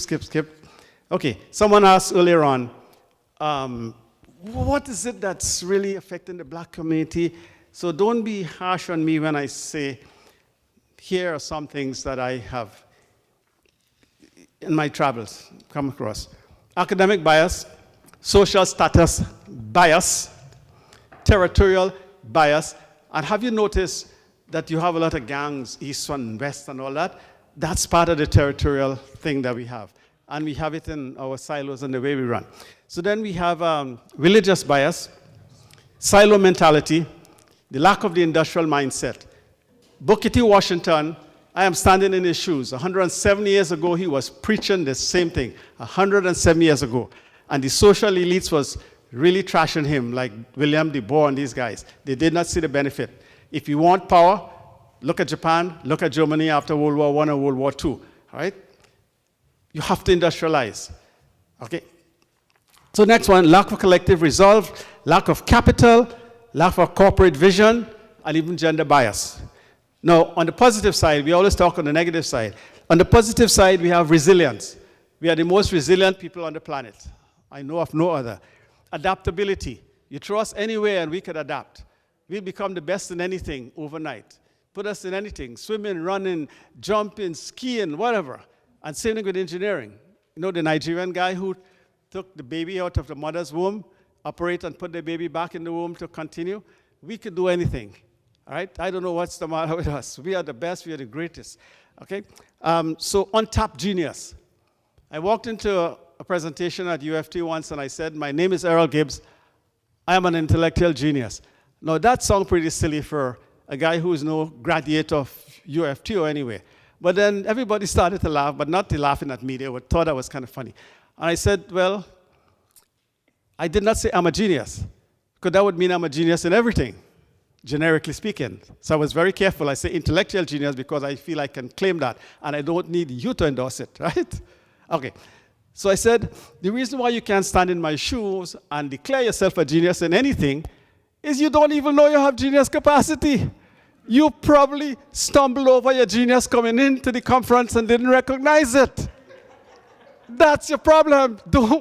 That's your problem, okay? I said, but the test is this. When I'm through with this presentation, you tell me if that was a valid statement. So I'm willing to put myself to the litmus test. So declare yourself a genius and then show people that there's a reason why you said that. So declare everyone before you leave tonight. I always ask people, what's your genius? So before you leave tonight, just think about all the things you have done, all right? My son was in high school, and I knew he was a genius when it comes to statistics and all this kind of stuff. Make a long story short, he wanted to study engineering. He wanted to study this. He wanted to study that. All kinds of stuff he wanted to study. And I decided to steer him. And I said, take a business degree first. If you're going soft science, do philosophy. But anyway, make a long story short, he went to 7 different universities. I took him out of 2, deregistered him, and took him along a path. And he's now the youngest tenured professor in the US and one of the youngest dean in the US. How do you become a tenured professor at 35, 40? It's near impossible, okay? So we all have this genius, okay? I could help you discover your genius if I had the time. But then you might bug up your chest because you're now smarter than me. So I might have to be very careful that the student wants to attack the Kung Fu master. So I have to be very careful about that. But anyway, we have great mothers of civilization. We could always go back to that black mother because somebody cares about us, okay? Then we have ancestral genetics. We don't realize that, but we do. We have untapped capacity. That is if we come together, put minds together, come together, buy $10,000 of Bezos stock. Today we would have $17 million if we had 1,000 each. Look how simple it is. And yet we're running around, blah, blah. Stop jumping up and down and saying, I get the job, okay? I want everybody to tell your kids, don't come running into this house jumping up and down. I got the 15 or 20 or 30 or $40 an hour job. That's nothing to celebrate, my friend. You deserve more than that, okay? All right. Yeah. Yeah. Then we have family dynamics. Okay. Sorry, Ryan, but I'm not coming out again if we're not going to do this right. I promise. Okay. I'll just stop it. I won't go any further because I know we want to ask questions. But it's not going to happen again. If I have to speak, we're going to have to decide. We got to be serious. We got to get some time because we took 6 months, 6 to midnight, and solved a problem without firing a bullet, without an argument, all right? And that's the only way we're going to do it. Not everyone has the time. It is difficult. But guess what? I guarantee you, if you knew our survival depend on it, but not your survival. If you knew that the children of the black world, not even the black world, Canada, not even Canada, Ontario, you would do something significant. Why are we so comfortable? Do you think I don't have stuff to do? You really think I don't have stuff to do? Let me tell you something. I can't begin to tell you what it is to try and publish 9 books, and you're dealing with 5, even continents you're dealing with, to try and put it together. And here I am. And every time I get behind, I have to spend money to help, for somebody to help me catch up. It was March, July. I said November. Now I'm talking about January. Why am I here? Why wasn't I home taking care of the legacy I'm building for my 4 granddaughters? My 4 granddaughters is as important as everyone else in the world. And the Bible is clear. It never tells me that I have to build for my kids. I have to take care of them. But it says I have to leave a legacy for my grandchildren. And you saw the movie, Black Panther. You already said about the father. So why am I squandering their future? And if I said we should meet from 6 to midnight, nobody will show up, or 6 to 10, nobody will show up. I rest my case.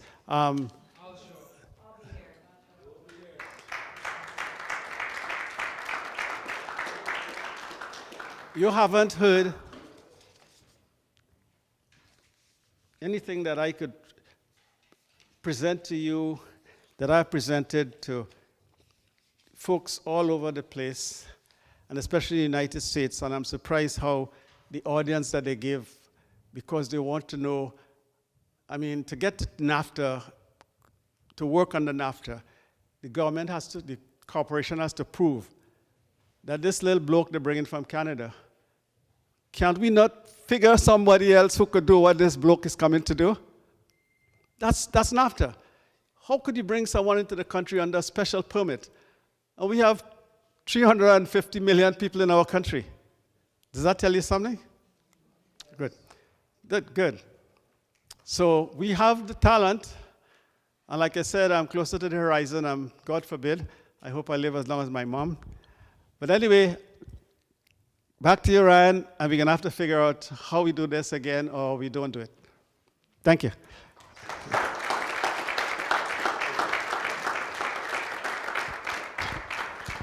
There you go. Thank you. First of all, on behalf of all of us, thank you very much. Yes, sir. Bless. We want to open the floor for questions. However, we also want to offer you something to eat at the same time because, as you know, in our culture, people don't come to your house and don't get a little thing. You understand? Right. Like so here's how we're going to do this. We're going to continue with the questions in the interest of time. And if you want to partake of the food, cycle yourself to the back, grab a plate, and come back and join us. Quietly, yes. Sugar, my blood is... Quietly. Do you need something too? Yes? For my head Yes, so if we can... Huh? A dinner conversation. Okay, beautiful. I like that. Can we also make sure that Mr. Gibbs has something to eat? Can somebody take care of that, please? Maybe drink with that. All right. Questions? Okay. Yeah, just so that we can have you for the people that are online. If you can come up to the front and ask the question, that'd be great. So we got my lady, Monifa, first. Thank you. My name is Monifa Brooks. I work in the data privacy space, so I own my own consulting business. Can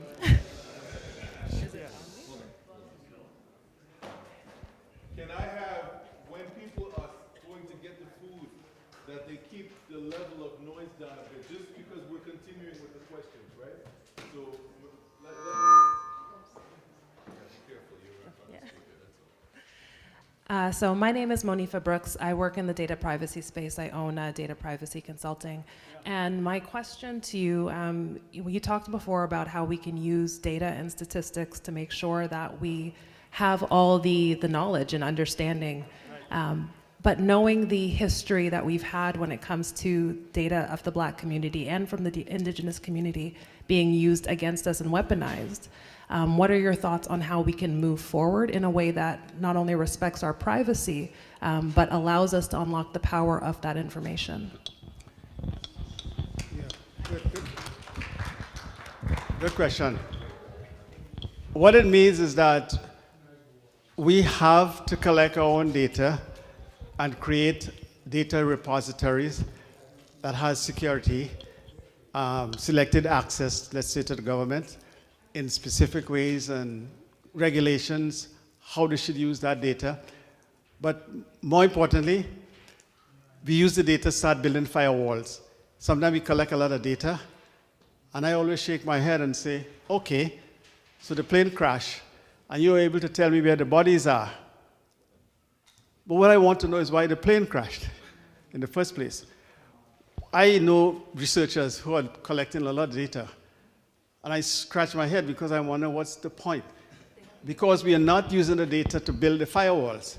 Because when you build the firewalls, we can't, if we build the firewalls, we won't be saying they're using the data against us. Because we already built the firewalls. We have used the data to solve the problems that we are having in the first place. We not just collect, that's why I said to you, if you listened earlier on, I said we did not put a lot of statistics we could have gathered, but what it would have no meaning.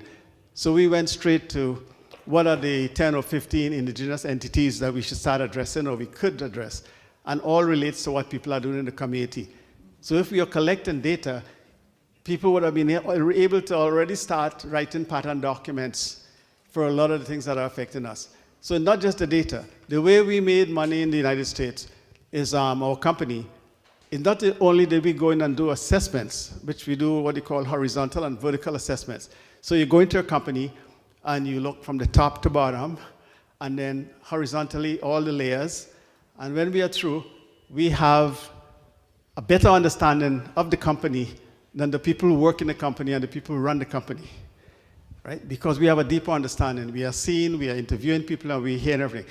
And now we could write, make recommendations for them to affect change in the company. So if we collecting data on black people, why are we sitting around allowing people to even use that data? Why don't we access the data and we start writing policies and going back to them? So even if we collect the data, that might be fine, but there are things we can do. Let me give you a quick question. I'll tell you something where we are not using the best intelligence. The government last year said we are no longer going to be streaming in schools, right? And everybody was shouting hallelujah. And someone called me, and we ended up with 8 people from various parts of the black community and in the education system. And I said, hold it a second. Maybe you're making a fundamental error. It is not streaming is the problem. It's negative streaming. Because streaming is at the apex of how you build the best talent in the world. I went to a school where there were 35 boys. For 2.5 years, we did the same thing. And in a 2.5 year, we started saying who has the highest capacity, propensity for learning in this area, that area, that area. That's why we came out to be the best. We were streamed. All the kids were streamed. And I will stream from now until Christ's return. Streaming is critical, but not negative streaming. Let me give you an example how it could be done wrong. Physics. Everybody know the word physics, right? You cannot use the word physics generically. There are 5 branches of physics: heat, light, sound, magnetism, and electricity.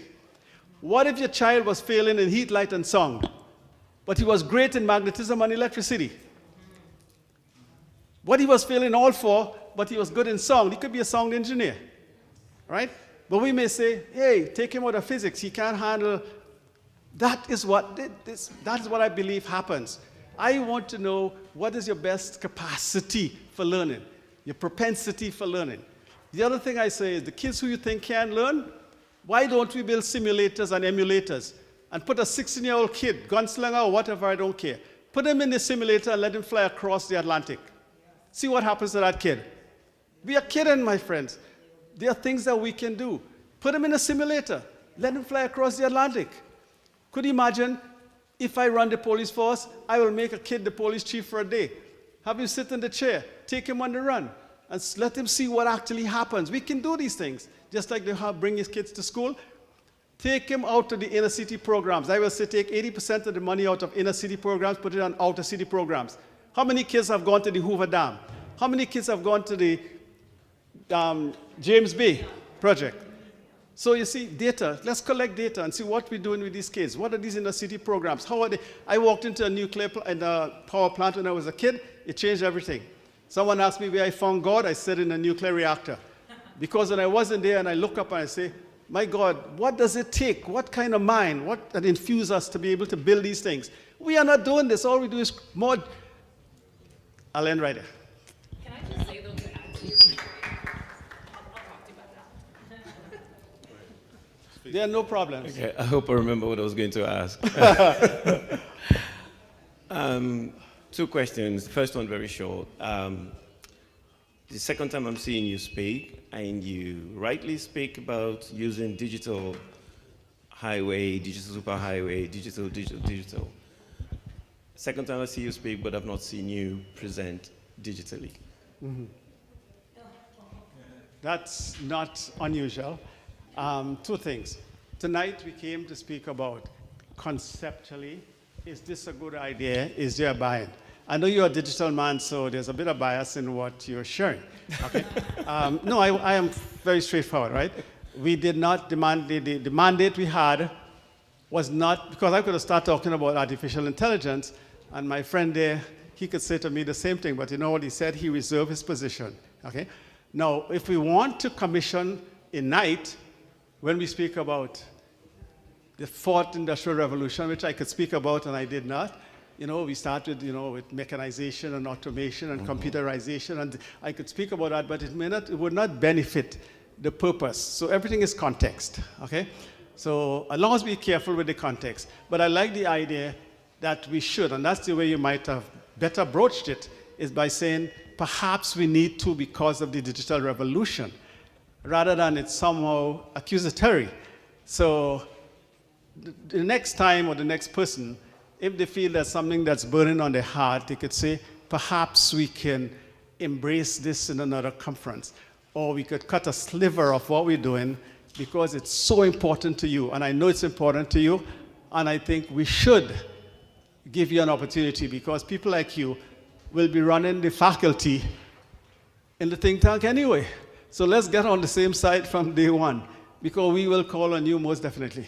Okay, I didn't mean to be accusatory. I just wanted to know if you had a reasoning behind why you present the way that you present. Because everyone has a right to present how they present. Yeah. That was the purpose. Yeah. And the second part is, go ahead.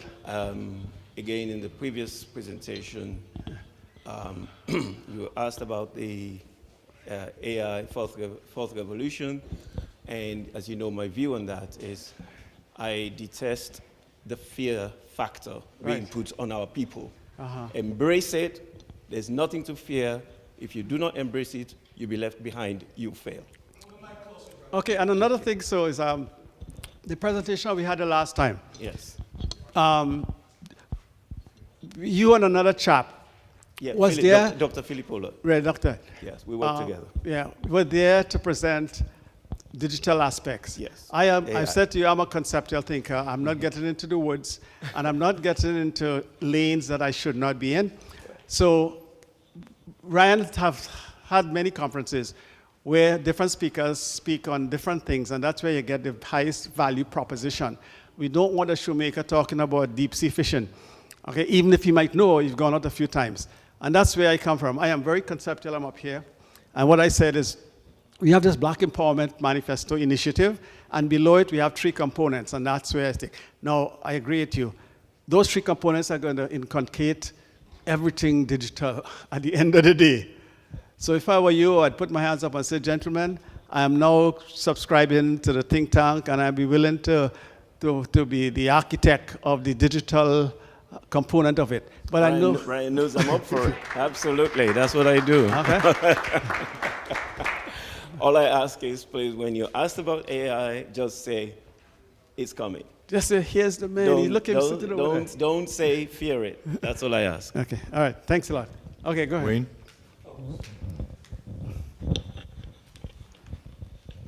Hello again, Errol. I know you've had a long evening, and this is very passionate about the materials that you're sharing, and really do appreciate it. Really do appreciate it. You espoused a lot of energy into that manifesto and also into tonight. So thank you. I have the question, but I'm just going to lay the foundation for a minute about the question. So with respect to our community and some of the challenges that are inherent within the community, and you touched on that a little bit earlier, isn't when you said, for example, if we put together a think tank and we could have a seat at the United Nations, just as an example, Right. which speaks to having a power, having some sort of voice, and so on. Correct, yeah. As it relates to that, if you're going to park that for a second, if you look at other communities, Jewish community as an example, right? Working together, there's a collaborative effort, there is resources that stays within their community, which helps to fund other things. Initiatives. One of the challenges I see is that we certainly don't have that collaborative effort and that infrastructure within our resources, to be able to fund, a think tank. Not specifically a think tank, but anyway, any of these things cost resources. Yeah. What are your thoughts about the resources that is limited within or not being collaborated within our community that may be able to fund, as on a collective basis, some of these initiatives that you talk about? Is that clear? Was that? Yeah. The first thing again, I would wish we don't say is that we don't have the resources, because we started ideas and concepts. If we start and it's all about resources and not having the money, we have already, we have already incapacitated ourselves, period.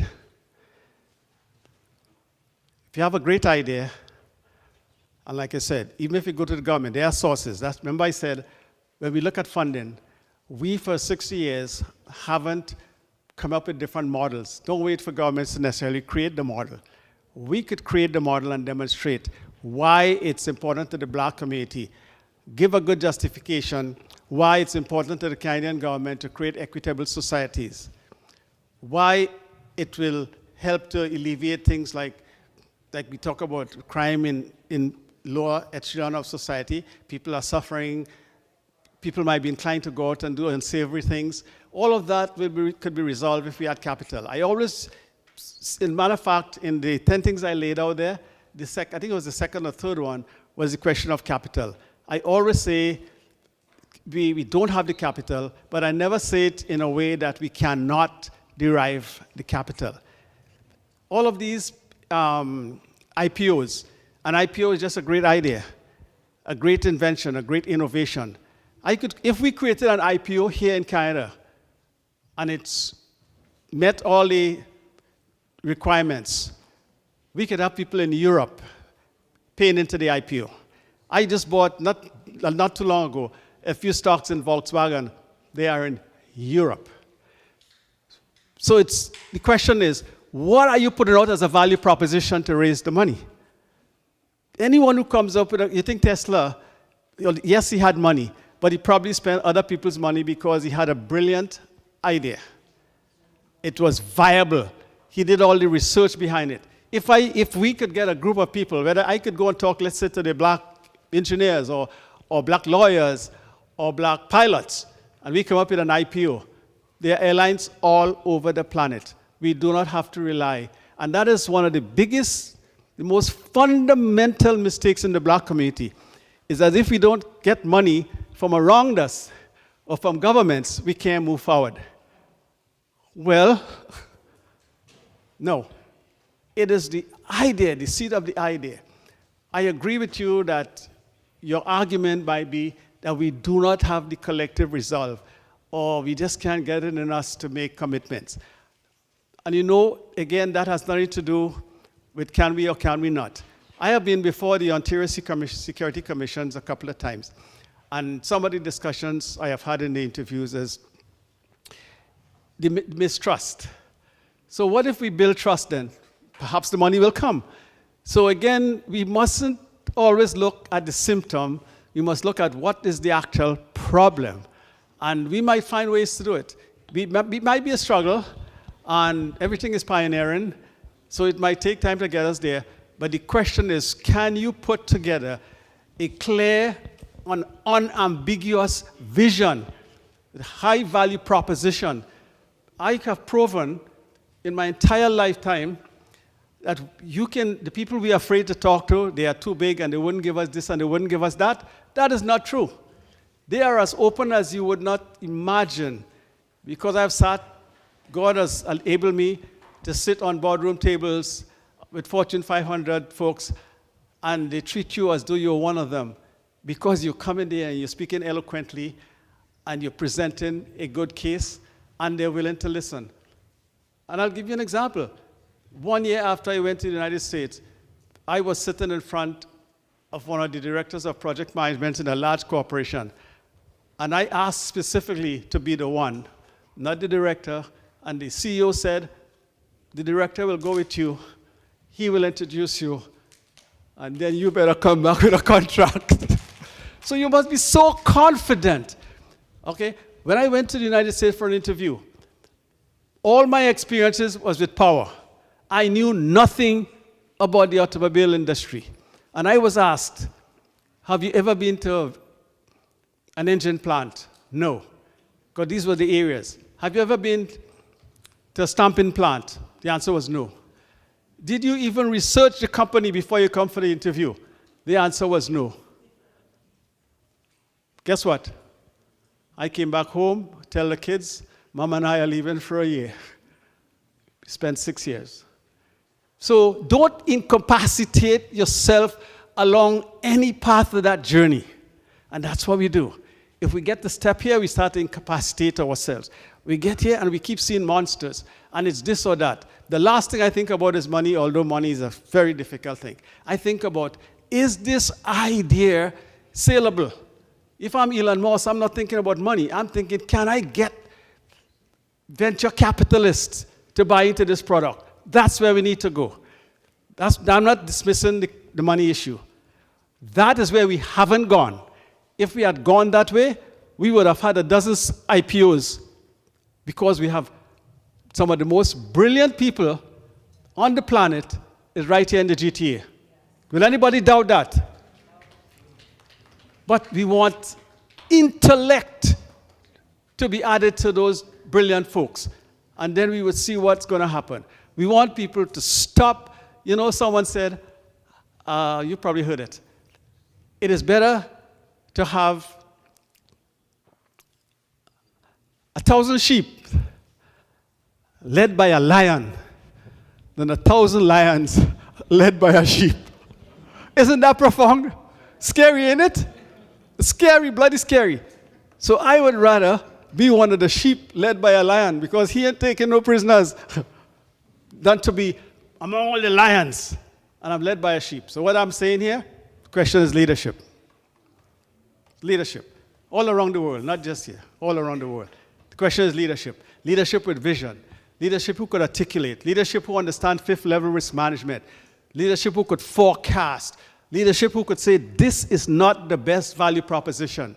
Okay? This book was written by Dr. Bishop Gray and I. We had about 800 pages, distill it down to 600 pages. And when you go into this book, you will see where in 2003 and 2004, we were talking about the catastrophes that could happen if we don't look at humanly caused disasters, humanly inspired disasters, and natural disasters, and building for contingency, like building in 5 zones, disaster recovery zones, 2004. That is what you want for leadership. And that is what you need for us to move to the next frontier. This panicking silliness, I should have been the most panicked person in the world. Barefooted, uneducated, and fatherless, with a mother trying to raise 11 kids. And I just decided, I'm going to be a lion. And raise my brothers and sisters up like lions, not like a lion leading sheep, like lions. Yes, sir, go ahead. Thank you for all the information that you've given tonight. Yes, sir. And it's really inspirational, honestly. So my name is Matthias, and my question is, how important do you think intergenerational collaboration is? And do you have an idea about a strategic approach that facilitates 50 years of progressive empowerment as a community? See the last question again. Because that's what we're trying to address. Yeah. So. Do you have an idea about a strategic approach that facilitates 50 years of progressive empowerment as a community with the perspective of intergenerations? Second question. That's the start. 275 pages. at the most fundamental level, most people could understand it, 2.0 version. And with your help and the young people's help, we'll go to 3.0. With this gentleman's help, we're going to introduce artificial intelligence to the doctrine in the third. And if we could come together, not that I have the time, but if we could come together, we could say January 1st, it's going to the United Nations. Talk, what they say talk is? If you want to go somewhere, people have to make formidable sacrifice. And I say again, you know, it's unfair sometimes when I say this because I'm in a better position, although I'm busy, but I think I'm in a better position being retired, that I could dismiss sometimes my greatest ambitions to help someone. And I've done that so many times that it's almost, I'm violating the scriptures. Because the scripture says clearly, if they don't receive you, what do? Dust your feet and move to the next city. So, do you understand the trepidation of trying to work and speak to the black community? And I know that all of us really want to do well, but unfortunately, people have to survive and they have families and all that. But even so, I do not believe in problems. I don't even believe a problem exists on this planet. And that might sound silly. What I believe is that we mistake symptoms for problems. And we spend millions and millions of dollars on a lot of formidable effort. I believe the black community is expending more effort than it needs to try and get solutions to the problem we are facing. I absolutely believe that. But we haven't sat down and do some kind of assessment. That's why we do assessments in corporations. We want to find out, is this company operating at its optimum? If it's not optimum, what is it? Sub-optimum. So are we operating our optimum? No. Then why are we comfortable? We should be striving to. That is why, you see the word optimum? Right, I'm writing about happiness. And I really don't care too much about happiness. I care about optimum happiness. Because happiness is a material compulsion, right? And what happens when you lose your house, your nice car, and your job? Where does the happiness go? But if you had optimum happiness, that's a whole different subject. And how do you get there? It's a whole different subject. That's why I'm committing to 9 books to explain how we get there, how to cultivate a happy personality, how to cultivate a happy marriage, how to cultivate a happy family, how to cultivate a happy community, how to cultivate a happy corporation, how to cultivate a happy nation, how to cultivate a happy planet. So all along the way, we are encumbered by something. And the way you solve problems, number one, you have to institutionalize solutions, which I did not get to. So any problem any one of you have, we could find a way to institutionalize the solution. We don't do well at that, and we do not build infrastructure. We had Caribana for 57 years. What if we got $1 million a year? That's 57 million. But day one, we should have had an architectural rendition of some kind of school for the performing arts. Now we have something to lock into. So we have to think deeper. We had 20-something years of Black History Month. Black History Month. Where's our scorecard? Did we commit that every Black History Month, here's what we will achieve, and then go back to the scorecard? And every year we examine it and we move forward with a better and bigger plan. And we look back and we audit ourselves. Did we achieve what we had set out to achieve? We have to audit all the time. We have to keep auditing. I could say to you, not in any boast, that I have achieved every goal since I was about 17 years old.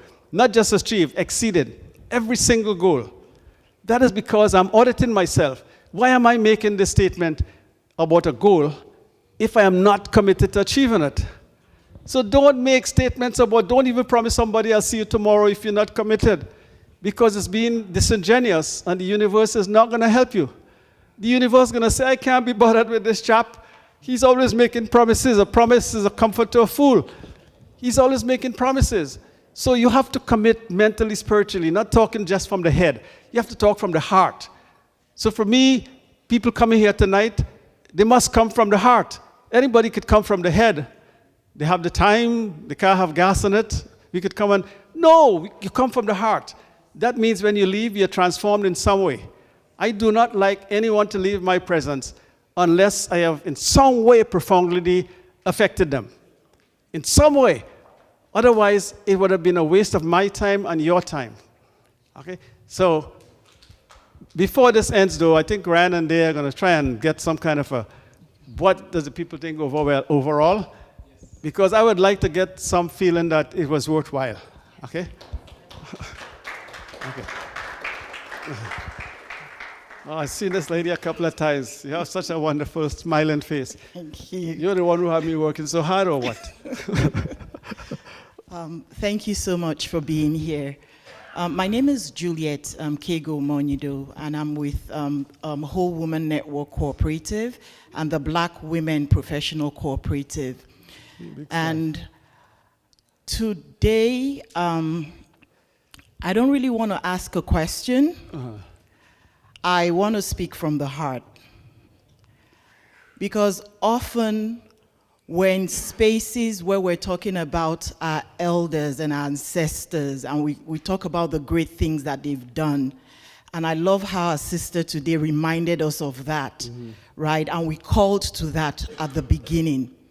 And for me, sitting down with my sister Janice, I was listening to you, and this is having a living ancestor in our midst, right? When he was talking about,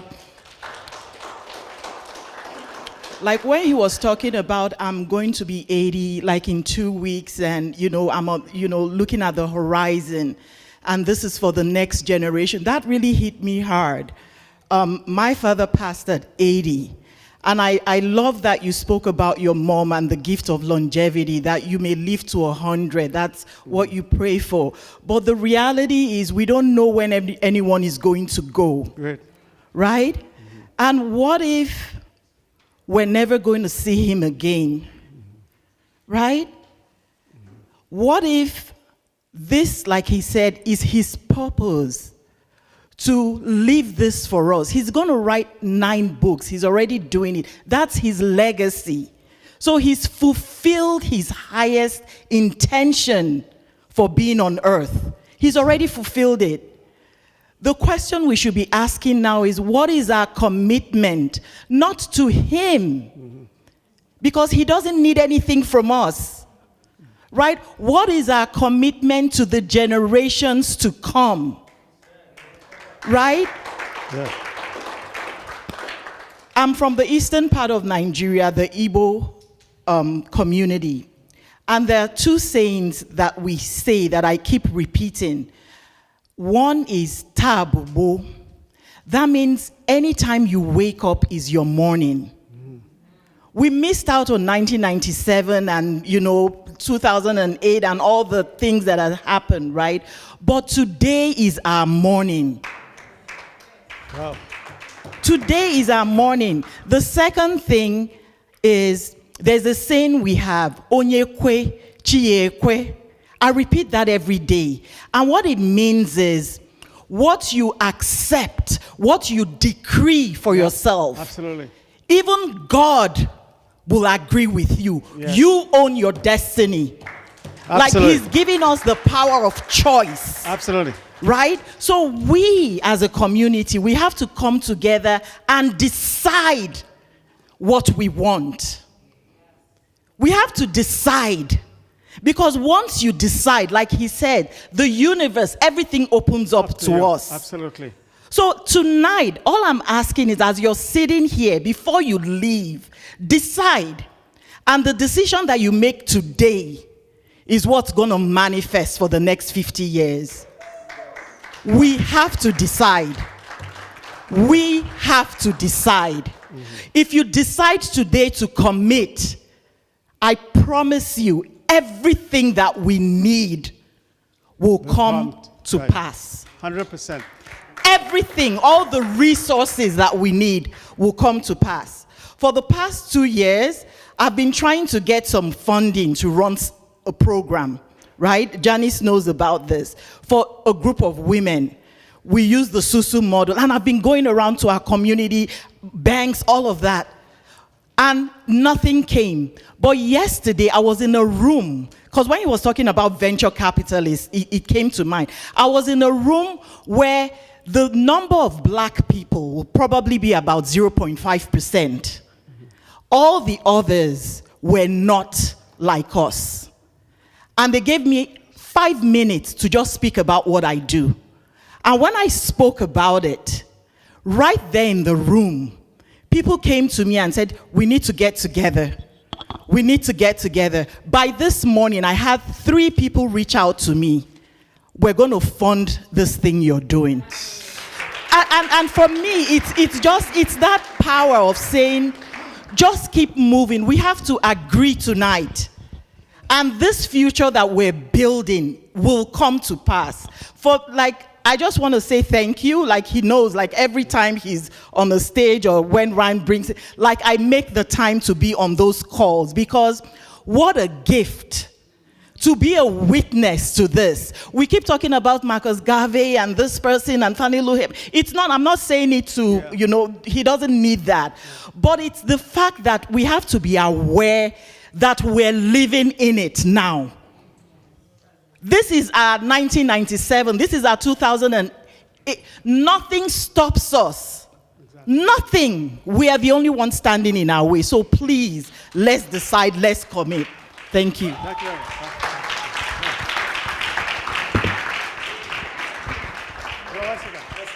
Let me ask something.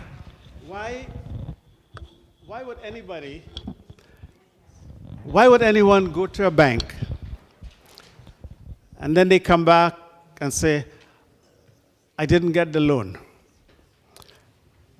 Why do you go to a job, for a job interview, and you come back and you tell your friends, I didn't get the job? And it always intrigued me. I never not got a job that I applied for. You see, most of us go for job interviews with great fear and trembling. I always tell my kids, don't come in the house jumping up and down, you get the job. Where is that job going to lead? Is it a career? Is it whatever? If you go to a bank, every one of us knows that there's a requirement. Why would you go to a bank and they turn you down? What does it mean? That's all. That's how simple it is. So, if we don't get funding from the banks, why do we blame the banks? I have heard it and I've seen it in writing that the banks don't lend us money for business, blah, blah, blah. Number one, banks do not lend money to nano businesses. And the majority of our small businesses are nano businesses. They don't even, but the banks are not going to sit down with you and explain this. So you're going totally ill-prepared. So the consequences, of course, will be what it is. When I went to the United States for an interview, I would be totally out of my head to know that I'm leaving the power industry and going into the automobile industry. I know nothing whatsoever, and I'm going there with fear and trembling? Not at all. I went for the position because I know how I would get the position. So when they asked me about my knowledge of the industry and all that, then they put me on the spot and say, okay, why should we hire you? So you would probably be trembling in your boots now, right? No, that's no big deal. I said, the reason why you will hire me, because I am bringing a genetic application of consummate project management expertise. And it doesn't matter to me whether you're planning a picnic or you're putting a man on the moon. I am the person you hire. That's it. How do you turn down such a bold-faced son of a gun? I told my bosses, God honest truth, all I need is a few months to get acclimated to your environment, your culture, your nomenclature, because it's a little different from power industry. But I'm giving you a better deal. If you wake up in the middle of the night and you're not happy with me, give me a call. I'll be back to Canada. You don't owe me anything. You could break the contract. God is my witness. But I said, what if I am unhappy with you? I must be able to walk away from the contract as well. And it's August of 2022. I said it's time to come back home for surgery, and I have to walk away from the contract. So I wrote a letter to the IRS, and I wrote to the company, and I said, I was in Indianapolis, Indiana, so it was a pain being out there anyway, driving all this way. And that was it, and I came back home. And it was an incredible 6 years that I could never imagine would have happened. 6 years. And every year they would ask me about green card, although it wasn't under NAFTA, you're not really supposed to, but there are accommodations, you know. But I said, I have kids in Canada, my family, my mom's Canada, and at some point I'll go back to Canada, and every year they will renew my contract, notwithstanding, okay? But the point I'm making is you win the game in the dugout, you don't win it on the field. And we have to stop frightening ourselves about negative consequences about things. All right? I'm not saying to be silly, okay? We can't get to the moon in a flying wheelbarrow. That is being silly, okay? We did put a value proposition to OPG, and they were happy to sit with us like equals and say, how could we accommodate you? And there are other situations where you might be struggling and fighting with a company and not getting anywhere, and you come out in the public and you start to, as they were saying in the parlance in the Caribbean, they start to lambaste them, the government. You don't do such things. It is not professional. It makes no sense. Okay? You negotiate from a highly intellectual standpoint. I have wrote propositions for people who had gotten themselves into heaps of trouble. And I have been asked many times, are you this man's lawyer or whatever? And I said, no, I am just an analyst. I could understand, and I'm preparing this document on their behalf. And I was called into the Securities Commission once because I prepared a document for some people who got into a heap of trouble, financial, and I said specifically, take it to the Securities Commission. And I was clear to put my name on there and say who I am and what I'm doing for them. And this is the God honest truth of this story, and everybody won't get this benefit. But when I got to the Securities Commission and they looked at the nature of the document, and it would have cost them a pretty penny to go to a lawyer. So they asked me, the government lawyers asked me, how much did I charge them? Yes. Yeah. You know what I was happy to say? Now, don't think this is going to happen to you now. I said, I spent a month gathering data, writing the report, and I charged them minimum wage for 1 week. And I did that for a reason. And it's not something you should do, but unless you feel there is something specific behind it, because normally you know what it's going to cost. But why it happened, I can't say. But I don't necessarily look for rewards, because the rewards comes in many, many ways. You know, and sometimes you might want money back from something you do for someone. What if it comes in great health and you're 80 years old who could jump over this table? What if it comes that way? So you look for value proposition, and it comes in many ways.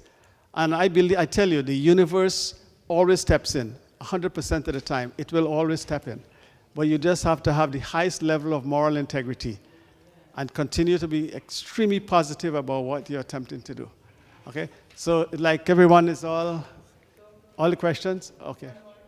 One more? Oh, sorry, I didn't even realize you were. Oh, okay. Hey. Maybe we should have just a session for questions. Go ahead. Yes. Good evening, everybody. My name is Joel Kitaka. I'm a carpenter, and I'm also the chair for the Equity, Diversity, and Inclusion Committee at Carpenters Local 27. Yes, I know. Yes, so my question is, you've talked about your journey, educating yourself to get to this point. In the manifesto, is there provisions made for community leaders and members for them to be able to educate themselves to get to this point, to achieve the purpose of the manifesto? You know, that's an interesting question. You know why? It is a very interesting question because in my day, they had a lot of respect for the intellectual mind, for natural brilliance. That doesn't occur today. You better have 10 PhDs and 100 master's degree to get into a corporation. It's not so easy. That's why I'm not accepted in many circles, because I don't have as much colored paper as most other folks. That is a travesty, especially in our community. And that's why you hear me talk about academic bias. We are the worst for it, okay? We are the worst for it. So this guy asked an incredible question, because if he tried to get funding to start building homes, they may say, you are just a carpenter. They may ask him, how many master's degrees do you have, my son? Thank God I don't have that for a very long time. As a matter of fact, like I said, if you retire for 21 years, in fact, my first retirement was when I was 53. And I did 6 years of consulting and then retired again for good. So you could, like the lady said, you could determine your destiny. I told our kids that I would walk away from everything one day, and I didn't know what I would do, but I ended up spending so much time writing this document, writing the manifesto. Maybe that was what God wanted me, not just out there helping build other people's pyramids. And what makes me wonder is we claim, I don't know what's true, I'd like to know, I'd like to go to North Africa, hopefully next year, to find out something more about the pyramids. And were we great civilizations? I don't know. And if we were great civilization and we built a pyramid, how do we not know every great corporation is based on the pyramid principle? Look at the top CEO at the top, layers, wide base of people bringing talents to build a pyramid. Why are we a one-dimensional organizations? And we build the pyramids? We build the pyramids. We should know that. Look at the base of the pyramid. Can you topple it over? I could probably topple your company over in a second. What if you... And the other thing someone said, and that's why I like Elon Musk. And here's something we have to understand about Elon Musk. Elon Musk is up against some of the biggest giants in the industry. BMW, Lamborghini, Ferrari. And he comes up the middle with an idea and disrupts the entire industry. Now, of course, you may say the catalyst was the idea of global warming and we need electric cars and all that. But wait, he's not the only one who knows what's going on. All of us knows what's going on. So who's our Elon Musk? Who will stand and be our next Bezos? Where did they start? Bezos didn't start with no great genius selling books. We are writing books. Will we ever get the support? That's why my next publication, I'm focusing internationally a lot and definitely in the United States. We may not be successful here, but one thing I would like us to know, though, is that, and this is something that we all feel hurt about, this ecosystem that we live in, this was based for Europeans. It was not designed for us. We not to sit here and say, how do we topple this system? We have to find out which walls we can breach That is what I did when I went to the United States, when I worked with Ontario Hydro. What are the walls we can breach? What are my greatest assets? What could I sell? So the same guy who don't like me could say, I still don't like him, but I'll hire him because of the value proposition. We think folks don't like us, and that could be true, and that is true. There are a lot of folks don't like us. They don't pay a lot of attention to us. They're not caring and all that stuff. And yet we have done nobody anything, okay? But I don't want to be so preoccupied with that if I have the capacity to build firewalls against it. If I have the capacity to be smarter, brighter, I could not survive if I wasn't smart and bright and kicking doors down, reading there's a book called The Management Styles of Attila the Hun. Do you know that? Read it, folks. You would be the lion leading the lamb. We need to get all our leaders reading The Management Styles of Attila the Hun. He was a great warrior. He never lose battles. Sadly, he had no mercy. So we have the mercy part. Don't worry about that. Okay? So let's just let this guy go. You see what happens when they get me started, why I am a 6 to midnight man? Yes, sir. Yeah. Good evening, everyone. My name is Ezra Quinton. I'm a HR consultant and also upcoming author. Mr. Gibbs, you pack us with so much information tonight that my mind and my heart was pumping. Really, I had the opportunity of meeting you prior to this, and I have not only great respect for your intelligence, but a great respect for you sharing this information with our people. You know, we can go back in history. How do you change black minds? I love that. You know, no, I love it. No, I really love it. I'm just going to wrap up because... Oh, you haven't finished yet? Yeah, okay, go ahead. Sorry. How do we change black minds? Okay. I'm not a scientist. I'm not a doctor or anything. But over the years, you see, black people work in silos. And when we look back at our history, sometimes we wonder, why are we self-defeating ourselves? Yeah. So, I will hopefully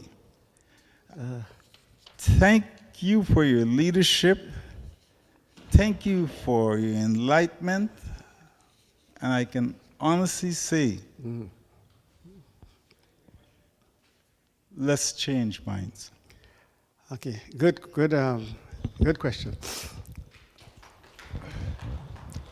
The question in the black community,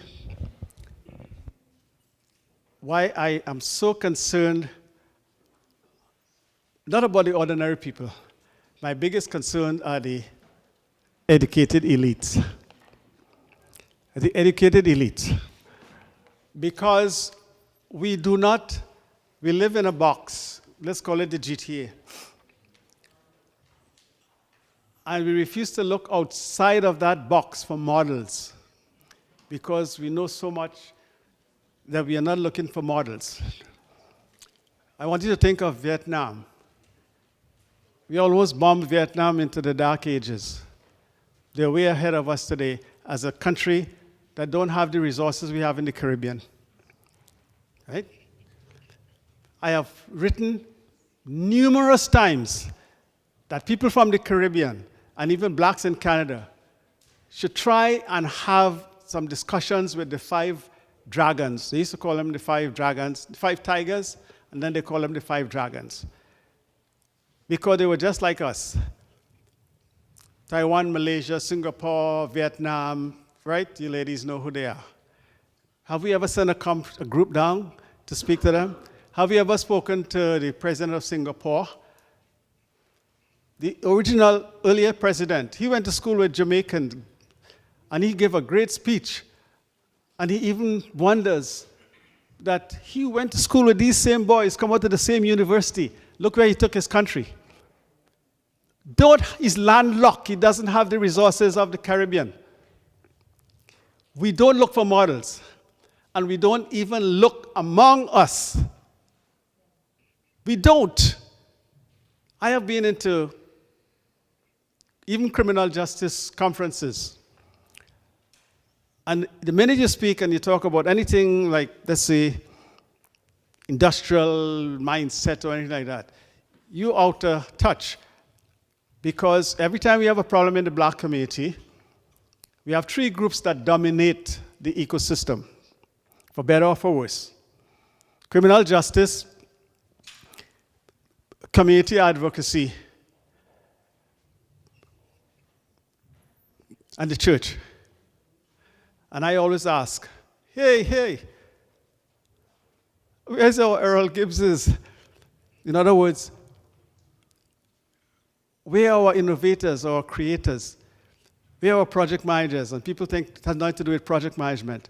And I've met one man who said, I think project management could help to solve so much in our community. And that's a gentleman there, Fali. He's the first person who ever, and we only spoke maybe once, and he got it right away.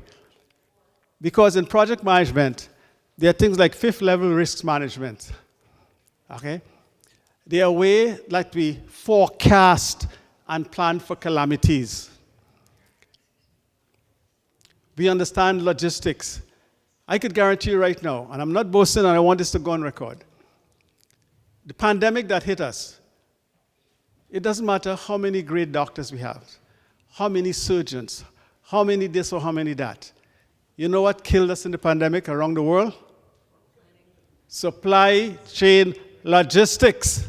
That's project management. The prosecution rests again. Supply chain management. That's project management. Would someone like me get a seat at the table? No. You're not into politics. You're not an advocate, a social advocate. You're not even a member of a community organization. Blah, blah, blah. We don't look for models. I said earlier on that I've been a member of PMI for 30 years. PMI started with two gentlemen in a restaurant in Philadelphia. And the idea was, how do we institutionalize project management? Guess what? We now have close to 800,000 paying members around the world. So someone said, where are we going to get money? PMI in Philadelphia, and you in China paying membership? We got to grow our mindset. You paying membership from Europe, Trinidad, Jamaica. Where did it start? In Philadelphia. We live in a box, in a cocoon,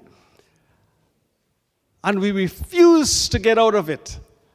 And we refuse to take some time. I love this lady when she said, you listened to one of the ancestors. So you make me feel a little old, but wonderfully old.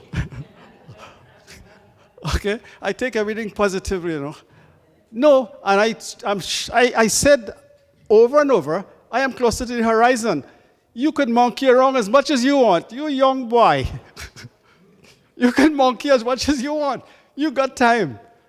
I hope to live as long as my mom, but I don't have the time as you, so I cannot delay. I used to do stuff like you're doing now, partying and driving crazy and all this stuff. But the times have come that you've got to have that mindset change. I used to run with guys, most people wouldn't believe this. And we were like crazy. We had the baddest cars on the planet, Barracudas, Trans Am. I had a five, what do they call it? Blue Trans Am. You couldn't stop that 4-barrel 400. This is crazy stuff. You wouldn't think so, this humble-looking fella, right? Crazy like hell. So who tells me that you cannot transform the mind? Who tells you can't stop the foolishness and get serious? We just perhaps don't know how to do it. But I don't like to tell myself, maybe you should go out there and counsel. I have a niece, and she took a grain of sand and she made a mountain out of it. She writes for Forbes magazine. She runs her own She runs her own company, ghostwriting company, and I hear she's now teaching as a professor here. The girl doesn't have quarter the education all of you have here, and she did it. We came from a strange stock. I don't know what it is, but we mad about taking action and about getting things done.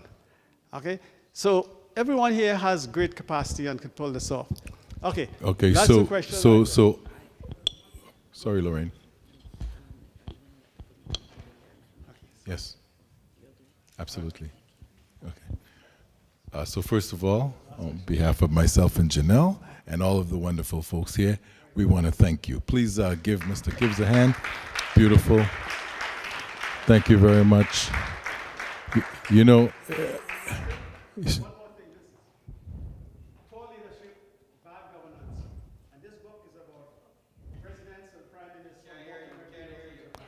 the book is called Poor Leadership, and Bad Governance.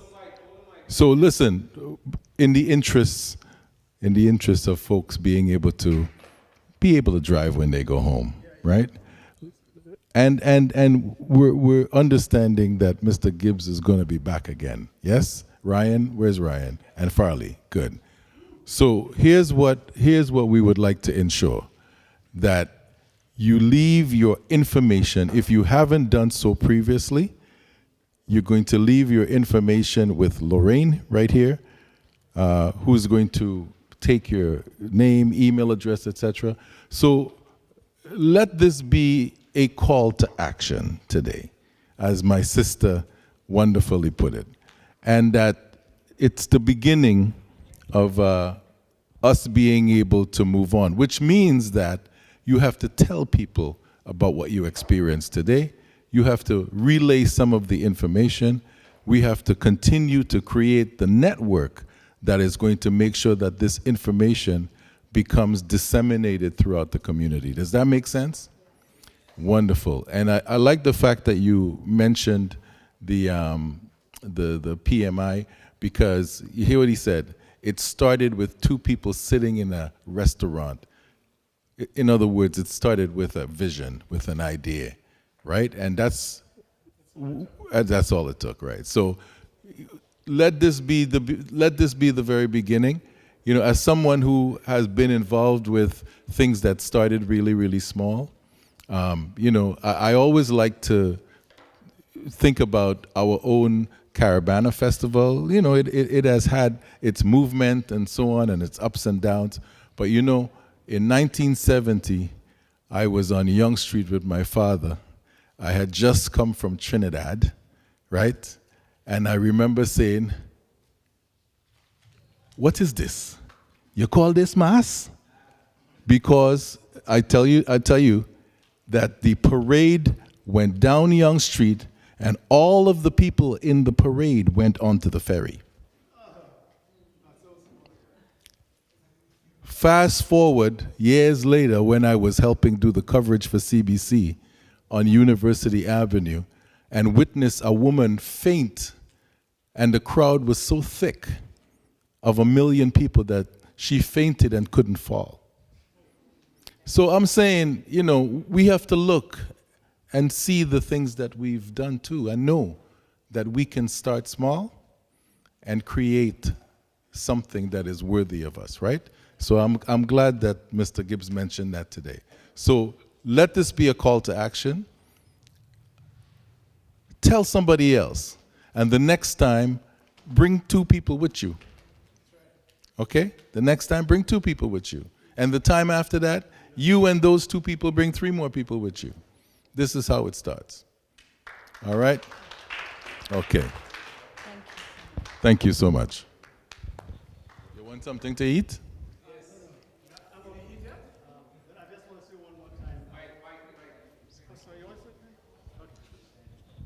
I just want to say one more time, thank you for coming. Like I said, this is destiny. I don't know where it's going to go, because at the concept stage, you can't forecast until you do feasibility. Is it really, right? But I know we want to keep a positive mindset. But